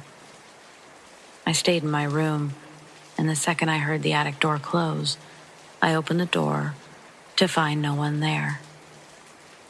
I checked my brother's room and my parents' room, and everyone was sleeping in their beds. I woke my dad up and told him what was going on. My dad grabbed his pistol, and my mom called the police, while I had to get my brother up. Cops came quickly. They went up into the attic with my dad. They came down with a dirty, old, crazy-looking lady. who had chocolate all over her face. We checked the attic and found, stowed behind a bunch of pink wall foam, one of our sleeping bags, a dirty bucket that she would clearly piss and shit in, a small flashlight, a bottle of Febreze, a small kitchen knife, and a bunch of water bottles, soda cans, protein bars. She said she lived up there for a few months. We moved all of our stuff up there in September, so the longest she could have lived here is 3 months. And she said that she got in because someone left our patio door open while we were walking our dogs. We live in a townhouse, and the patio is on the second story. So that means that she Assassin's Creeded into my house. So I don't know if she actually got in through the patio or not. She said the knife was for self-defense in case she got caught, but I'm not buying it. Besides the occasional footsteps that we assumed were just house noises, a light would be left on when we woke up every so often. We had no idea. But today I realized something. Me and my dad went up there at the end of November to get Christmas stuff. And all of our Christmas stuff was on the other side of the attic from her nest, meaning she was probably up there when we were moving stuff. And if she had had the knife, she could have easily killed us. Creepy to think about. A couple of weird experiences. The first happened a few months ago. I couldn't find my house keys one evening, despite them always hanging on the hanger next to the front door. My husband, daughter, and I turned the house upside down looking for them, but nothing. My husband left me his door key and he went off to work the next morning. My daughter went to school and I went to work, arriving home about lunchtime. I let myself in the door and then went to hang my husband's key on the hook next to the door, as is my habit. I literally jumped. My keys were on the hanger. The second only happened this past weekend. My daughter, whose bedroom is in the attic, went to stay at her dad's house on Sunday, about 3 p.m. She went from there to school on Monday, then got home to my house at about 4:30 p.m. on Monday. She went straight to her room to get changed, but came flying back down the stairs with a face like thunder. "You've been in my bedroom," she yelled. I told her calmly that I hadn't. I mentioned her having the attic bedroom, as the steps are steep and I have arthritic knees, so I don't venture up there. She believed me when I told her that I hadn't. She went from furious to ashen-faced. "Why?" I asked. "There's a lit candle on my desk." Just to mention a couple of things, the candle was a small one, maybe 5 centimeters tall, and not one that could have been left burning for over 24 hours. There wasn't anything in her room that could have lit the candle. No matches, lighter, or anything. No one was home except me, and I know I didn't go up there. Most people here are probably aware of the story of Ed Gain. For those that aren't, he was a small-town handyman who confessed to murdering 2 women, in addition to stealing numerous bodies from their graves. One of the women that he murdered was the owner of the local hardware store, where he shot and killed her. That building still stands today. My story happened 20-plus years ago. I live in that same town, and it was just before Thanksgiving. I had already started decorating my place for Christmas, and I needed to replace some of the lights. So I just made a quick trip to the hardware store for a couple of boxes. I knew the building was rumored to be haunted by the murdered woman, but I never put much stock in it. I was in the back area where they kept the Christmas decorations and was about to grab the lights when I heard someone nearby saying something about antifreeze. I turned my head and I saw A woman walking by with a massive gunshot in her head. She then suddenly disappeared. I just stood there in shock for a good minute. When I finally made my way to the front of the store to pay for the lights, the guy behind the counter took one look at my face and simply said, "You saw her, didn't you?" My parents bought their home in the early 50s for $18,000 in California. My dad was extremely proud that it came furnished. What a deal. My dad was all about the bargains. His favorite piece was a wall unit made of dark woods that had a grandfather-type clock built in the center.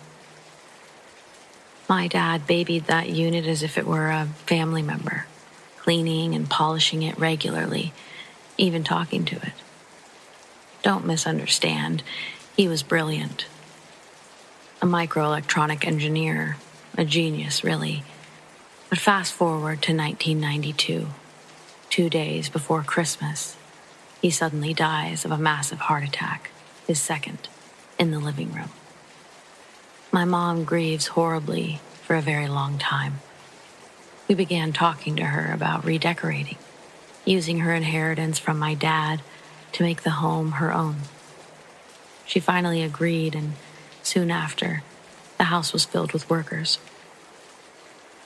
I happened to be visiting when I believe my dad voiced his opinion about the changes. A worker was looking to remove the family member unit from the wall. He thought my mom was nearby, so he loudly asked, "Hey, you want this clock unit removed?" He stated he heard a very loud affirmative, "No." So he didn't remove that piece. Later, my mom came through the room and noticed the only item left in the room was that piece. She asked the contractor, whom I'd been chatting with, why this piece was still on the wall.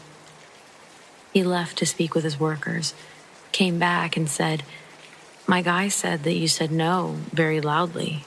Is that correct?" My mom responded, "He didn't ask me. I've been outside in the laundry room and backyard all morning." I truly believe it was my dad. He was angry at the thought that his beloved clock might be replaced or removed. It's a favorite family story to this day. When I was around the age of 5, I received a life-size doll for Christmas.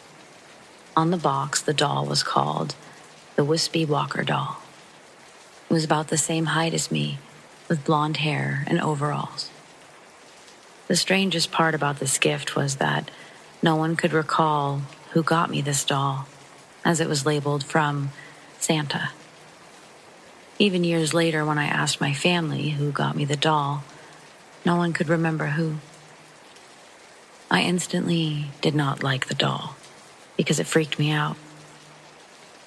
I left the doll in the back of my closet, far away from all of my other toys. Years passed and the doll remained in the back of my closet, untouched. When I was about 7 years old, I began to play hide and seek with my mom in our home. I decided to hide behind the door in my bedroom, which is right in front of my closed closet door. I gasp when I come to find the Wispy Walker doll out of her box, placed behind my bedroom door, with one eye open and another shut. I scream and run for my mom, crying. I tell her, "Mom, Big Sis is playing a prank on me and put the walking doll behind my door to scare me." My mother, confused, explains that my sister had left for camp that morning with her class. My mom walks over to check behind the door, and there was no doll. My stomach drops, and I'm at a loss for words. "Maybe you're just seeing things," my mom told me. We opened the closet to check if the doll is inside the closet. It was, but outside of its box, just standing next to it. I had never taken the doll out of its original packaging. I eventually got rid of the doll, But every time I remember this story, I get chills. I read through stories here a lot and was reminded of a time when I was a kid and had a scary interaction. So it was winter time and it had snowed recently. Everything was covered in a nice, packable snow, and me and my dad were making a snowman together. I was super young in a pink snow coat and purple hat. I was obviously a child. My dad needed something from inside, or he was getting tired and decided to let me play a bit longer while he warmed up inside. So he left me outside. I'm from a super small town where everyone knows everyone, and it's pretty safe normally. And I was in sight of the kitchen window, so my parents felt safe to leave me outside for a bit of time. Apparently, this was more sketchy than anticipated. I remember rolling up snow for a snowman and a van pulling up in front of me. It looked like a white minivan with a lady in the passenger seat. They asked me if I'd seen a puppy and said that their puppy had just ran away. I can't remember what the puppy's name was, but I'm pretty sure it was something generic like Buddy or Bandit. This is where, when I think back on this, my alarm bells start ringing. The woman asked if I would like to get in their van to help look for their lost puppy, and that they really missed their dog. They asked a few times before my dad, thankfully, saw that someone was talking to me in the yard, and he asked the lady why she'd be talking to a kid alone, and the lady and whoever was in the car drove away. Unfortunately, it seems that small towns are more of a target than I would think. We had an ice cream man try to convince a few kids to get in his truck for free ice cream, a year or two after the lady lost her dog. My grandma died of emphysema when I was 3. The only memory I have of her is visiting her in the hospital and seeing her hooked up to a breathing tube. When she spoke to tell me that she loved me, the sound terrified me, and I ran to my mother and cried. After she died, my aunt gave me a small teddy bear in an angel outfit that said, "I'm your guardian angel. I'm your special friend." when you squeezed it. Even though it sounds creepy, I always thought it was cute. Anyway, years later, when I was a teenager, I had a dream about her, which had never really happened before since I didn't really know her. I woke up to get ready for school, and as I was walking to my closet, I kept thinking about the dream.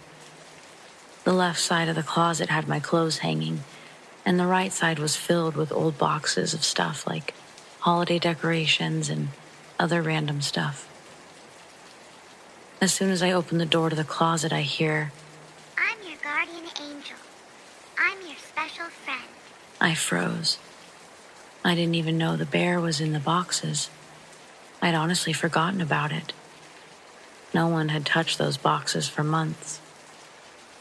I would have expected the batteries to be dead because at that point, it was like a 10-year-old bear. There was no possible way for the bear to be squeezed by anything hard enough to make the sound. That was the first and last time I ever heard it while it was in the box.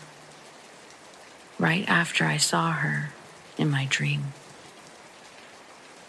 Initially, I was creeped out, but I quickly realized it was just her way of telling me she's watching over me and she loves me. I think about it sometimes and tear up.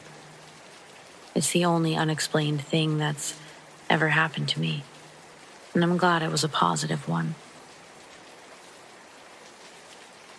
I grew up in a very small, rural yet scenic town. You know, the kind that lays dormant until warm weather brings cottagers and tourists. The summer I was 18, I was involved with a guy, we'll call him Jack, who had a lake house nearby. I'm 22 now, and I haven't seen him since. The summer that I was 20, I lived and worked in the city I'd moved to for college. I avoided my hometown, which was 3 hours away by car, at the time, only going back briefly that year for Christmas. But one day, I got a random text from Jack. "Hey, it was great catching up with you today. I'd love to hang out sometime, like you suggested." Smiley face. "When did you say you were off?" It took a while to explain to him that I hadn't spent more than 72 consecutive hours in that town in almost a year. Apparently, I had called his name back when he called mine from across the street. We talked about the old days, and I'd given him a brief life update. And what I had said about what I was up to these days included some information that he had no way of knowing.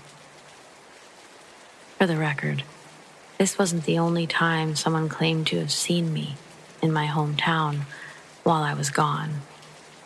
It's just the most memorable. I like Christmas. I like advent calendars. So I found a nice one online and placed an order for it. Beginning of December rolls around. Calendar hasn't come in the mail. So I look for the order in my email to check the tracking number. There's no email. The company has no record of me placing an order. My bank doesn't have any transactions relating to the order. My husband has no memory of me buying this either. He remembers that I told him I wasn't going to be buying an advent calendar this year, which definitely not. I ordered it again, paid extra for rush shipping, and I still don't have a record of the order, despite remembering getting an email confirmation. In fact, now it doesn't even exist on the website.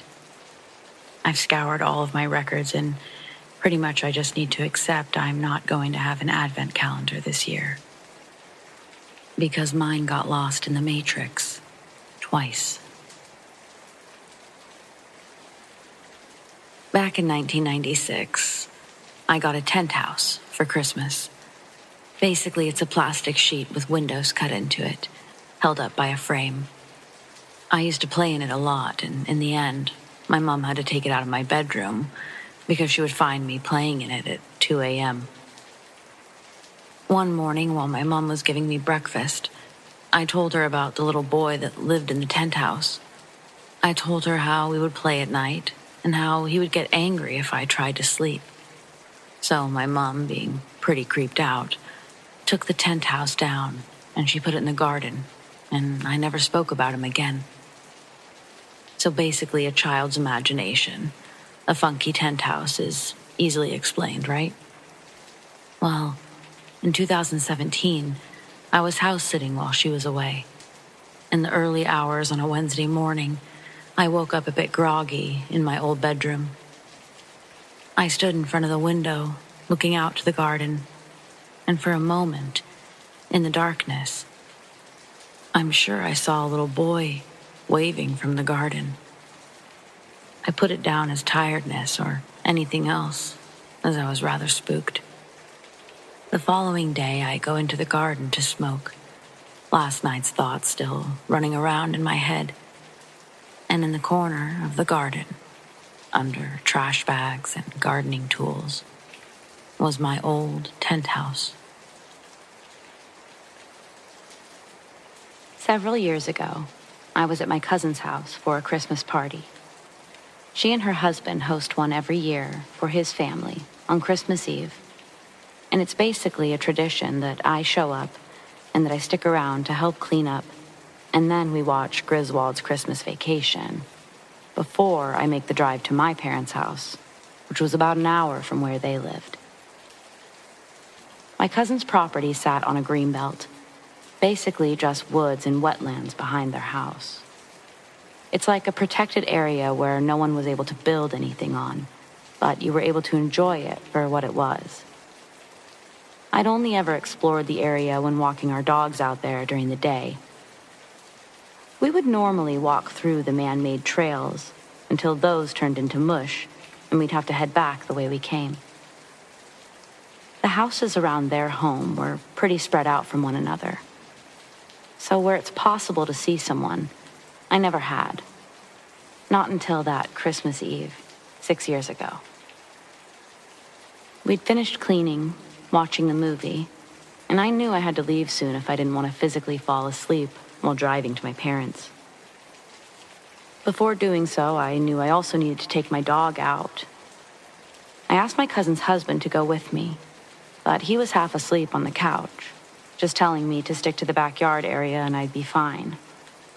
My cousin sort of rolled her eyes at this, and she told me to hang on, that she'd grab their dog and we'd all go out together. Almost immediately after opening the door, my dog ran off into the darkness. I called after him, as did my cousin, but within moments her dog was chasing after mine, headed for the woods. My cousin grabs a flashlight off the back deck, and we take off after the dogs. We reach the green belt, and we notice that our dogs were just standing there, waiting for us. We continued into the woods, and though it was dark, nothing seemed off upon entering. As we were getting closer to the area that turns to mush, my cousin and I stopped, and we were talking about her husband, joking that he would feel really bad if we got murdered out here. We joked like this because there was no reason to be afraid of the area, so it seemed appropriately funny. But then we noticed our dogs. They both froze at the same time. They were just ahead of us now, but they were stopped dead in their tracks, ears and tails pointed. Sometimes they did this, usually when some sort of critter had caught their attention. But this time was different. Their pointed tails began to soften, and now they stood there with their tail between their legs, whining. My dog was whining, but he was also shaking. Both of the dogs were shaking, but why? My cousin's dog began to let out a low growl. And just before she called out to her, I grabbed my cousin's arm. I'd heard something. We stood there, not saying a word to one another, just staring, with the flashlight dimmed and facing our feet. We were sure that we were hearing what our dogs were hearing. People in the woods. My cousin switched the light off entirely, but we could still see a glow. It was coming from further inside the woods, definitely through the mush. What we were hearing, it seemed like animal squeals, but the predominant sound was voices. They were close, but it didn't seem like they were speaking English, as we couldn't make out what they were saying. As we edged closer to the mush where our dogs were, we each grabbed onto them and stood a moment longer, chanting in unison. Even though what they were chanting was incomprehensible, it made the hairs on all of our bodies stand up straight. And it only got louder. Before we noticed the figures accompanying these voices were getting closer to us, our dogs did. They were now both growling and taking a protective stance. We couldn't see any faces, just shadows, a large group of them, possibly wearing all black, or it was just too dark to see them. But there were these balls that looked like fire, or bright lights that were pulsating like fire. That's when we collectively decided to get the heck out of there. Assuming whoever these people chanting were had already noticed our presence, we didn't bother exiting quietly. So we yanked on our dogs' collars and called, or yelled rather, for them to follow us as we ran. As we rushed into the house, we made a shit ton of noise, and there was my cousin's husband, being awoken from his slumber on the couch by my cousin yelling that we almost got murdered out there. I was standing there just trying to catch my breath, The dogs both stood at the back door, growling out the window. My cousin was explaining what happened out there, and I just looked out the window with the dogs. I turned off the porch light and just watched. You could see a faint glow, even now. Something maybe we'd initially dismissed as lights on a home in the distance. What is the glowing? Torches? I asked out loud, specifically to my cousin's husband. This actually got him off the couch, where he came to see what I was referring to. After a while, he told me that it was probably somebody having a fire in their backyard. At 2 a.m, I argued. He replied saying that he'd seen and heard of weirder things. Instead of trying to convince him that something was seriously off about those lights, I started to pack my goods to hit the road. I'd never been so eager to leave my cousin's house. Just a few minutes into this task, and I hear, "What the f—" My cousin rushes to the window where her husband is standing to see what he's seeing. I walk into the room and I can see through the window.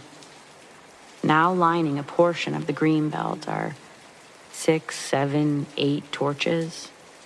Open flames.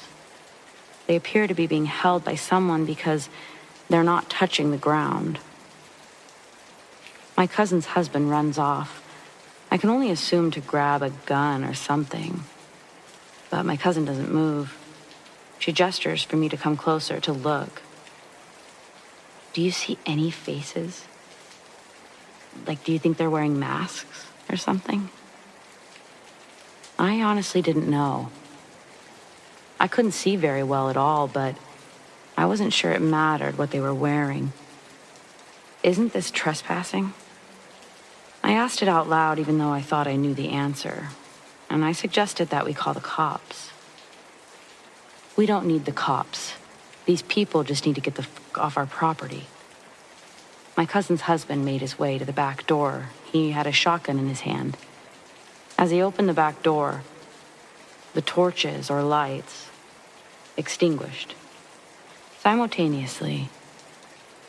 Now it's nothing but pitch black. I hear my cousin's husband let out a frustrated type of grunt as he makes his way back inside to grab something else.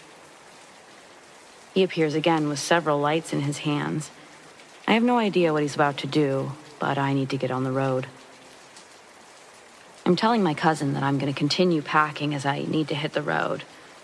She tells me she understands, and just then, I see the entire backyard light up, all the way toward and into the greenbelt. Her husband had 5 different heavy-duty floodlights illuminating the entire area. If anyone was there, we'd spot them. But we saw no one. As I headed to my car, both of them walked me out, and I suggested one last time that they call the cops. Part of me felt bad leaving them, but what was I going to do that the cops wouldn't be able to do? It was a strange Christmas. I rang it in by interrupting something really unsettling in the woods, and then driving alone that night. I kept wishing I'd thought to record it, if for no other reason than to see if I could figure out what they were all saying. Either way, I practically kissed the sidewalk when I got to my parents' house. Something about sleeping in my old bed felt extra safe that night. My cousin and her husband continued to live in this house for a couple of years. Not without issue, though. They kept finding dead animals on their property. Usually a bird, sometimes a rabbit. Always in the same area. Always at the edge of their property, on the greenbelt. Towards the end of them living there, several neighbors had complained about the same activity in the woods. Loud chanting, but no one was sure of the source. People thought they saw fires. But even when the police were called out to the area, they never actually found anyone out there.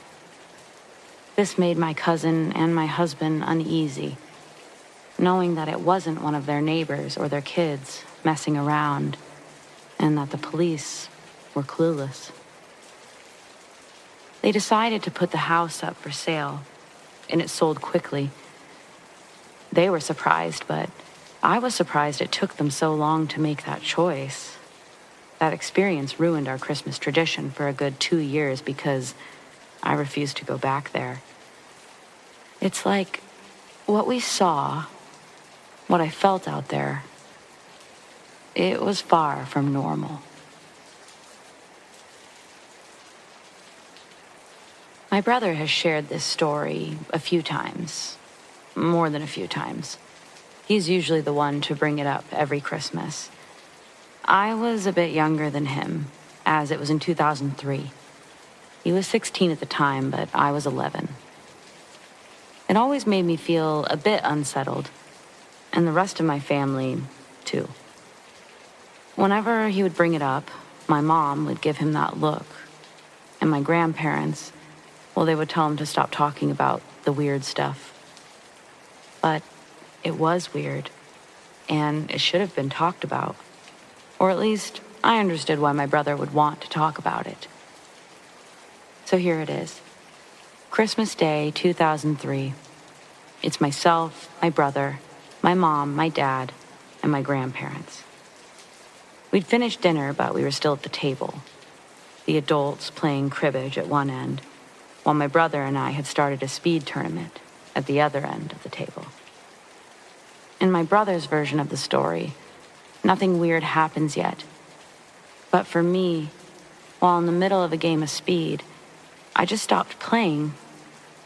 Something was happening to my hearing. I had experienced something like it before, maybe when wearing headphones, but it felt most like when they tested your hearing in school. The moment they put those big headphones on, it almost muted everything around you. I remember in this moment, trying to pop my ears, like I was taught to do on an airplane or climbing elevation when we drive somewhere like our cabin in eastern Washington. Before I could explain what I was experiencing, and before anyone could even tell that something was wrong with me, a bright, very intense blue light filled the entire home. It was hard to tell if it was something that happened quickly or if it took time. I recall it entering from the ceiling and then filling all of the walls down to the floors and then disappearing entirely. It seemed like it had come from inside the house. The windows, the curtains, they were closed. With the light gone, my brother was now standing, looking around wildly. I still couldn't really hear anything. Some, but not a lot. He looked excited, running over to the window. My parents, they looked worried, and my grandparents looked confused. My brother was opening the curtains, turning back and saying something to everyone. I finally spoke out, said that I couldn't hear anything. But I could hear the voice in my head. My mom looked at me, grabbed my head and sort of moved it side to side, as though she was looking for an injury. Being closer to her, I could almost make out sound. I could tell she was saying, "Try to pop your ears." I had tried this. It wasn't working. I just looked at my dad now, who seemed to be asking my brother to come back to the table, gesturing to close the curtains. I looked and it was dark out there. But didn't anyone else see that it seemed to come from above us and not from outside? My brother was walking back to the table when he froze. We all froze. The brightest white light filled the room. It was so bright that my eyes actually felt like maybe they were burning. It looked like I was inside of the sun or a light bulb itself. I couldn't see my family.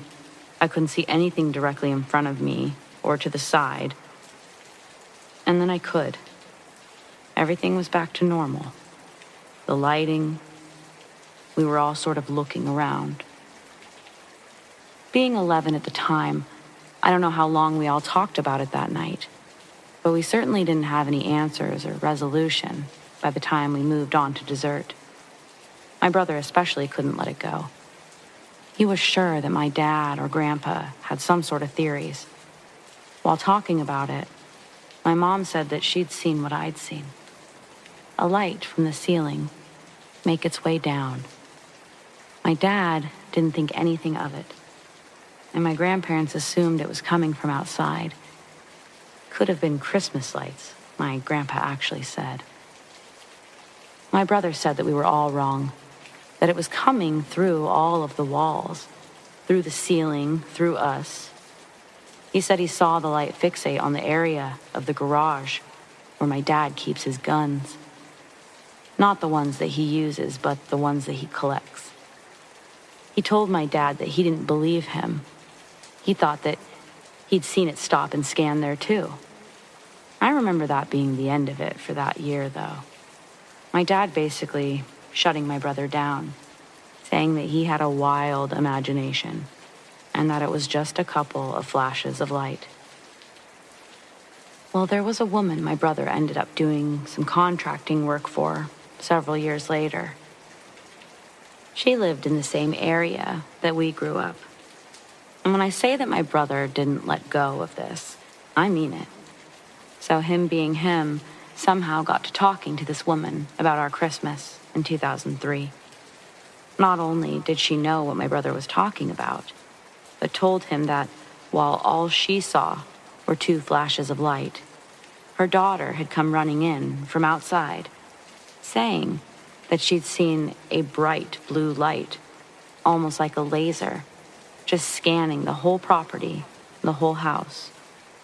She said it spent a lot of time scanning their house, that it didn't appear to be coming from anything except for the dark sky itself. As soon as it stopped, she ran for the door, and then there was a long, bright, white flash. Basically, I don't discount what my brother says. I also don't discount what anyone else says, because somehow, some way, my whole family all experienced something at the same time, but it was different for all of us. And based on what my brother has discovered through pure persistence, it's not just his imagination that is wild. It's the whole situation. Growing up, it was just me and my mom, and she always made a big deal out of Christmas. Not so much the gifts, but the decorations, the Christmas crafts, the baking, the toy drives, stuff like that. One of my favorite traditions was making special cookies for Santa on Christmas Eve. We would leave them on the mantle of the fireplace with a glass of milk. Then, I would wake up and be delighted that Santa ate most of the cookies, but he'd also left one for me and one for my mom. One year, I was probably 8. A bit too old to believe in Santa, maybe, but the magic was alive and well within me, and I couldn't wait to get up and eat that cookie. But on this Christmas, there was no cookie. There was no plate, even. Had my mom already moved it and eaten her cookie? I looked around the house, and it didn't look like she was awake, but the lights were on in the living room and in the kitchen. I walked back to her bedroom and could see that she was still sleeping. I didn't see any cookies near her either, but I shook her awake anyways, asking her, what the heck? She woke up a bit confused and then was excited, telling me Merry Christmas and asking me, where's the cookies? Now I looked confused. I looked back out in the living room. I told her plain and simple. Santa took our cookies, and he took our plate too. He even took the cup. My mom didn't look confused any longer. She looked scared. At the time, I wasn't sure if she was angry or scared, but I knew it wasn't good. She got up rather quickly, went into the living room. Then I saw her checking all the windows, all the doors, to see if they were locked. She did this in all of the rooms, and at the time, I really didn't understand why. Eventually, she seemed to calm down and told me that she wasn't sure why Santa would have done that. Otherwise, it was a really normal Christmas. It wasn't until maybe 2 years later when I learned that, spoiler alert, Santa was nothing more than a myth, that it dawned on me. If Santa wasn't real, why did my mom throw away our Christmas cookie stuff? That was like my favorite part. Well, when I asked her, she told me that she didn't throw anything away. In fact, she woke up as she normally did in the middle of the night, ate a few cookies, poured out the milk, and put everything back in its place, and expected it all to be there, just like I did. She told me that to this day, she has no idea what happened that night. She was terrified, but tried to make Christmas normal for me. She even joked about how she thought she was going to have to tell me Santa wasn't real and head to the police station that year. The thing is, nothing was unlocked when she checked. Nothing was broken. At least not that either one of us was aware of. Yet, the tray and its contents were completely missing, without a trace. So, what do you think happened that Christmas? Glitch in the Matrix? Or a good old-fashioned home invasion?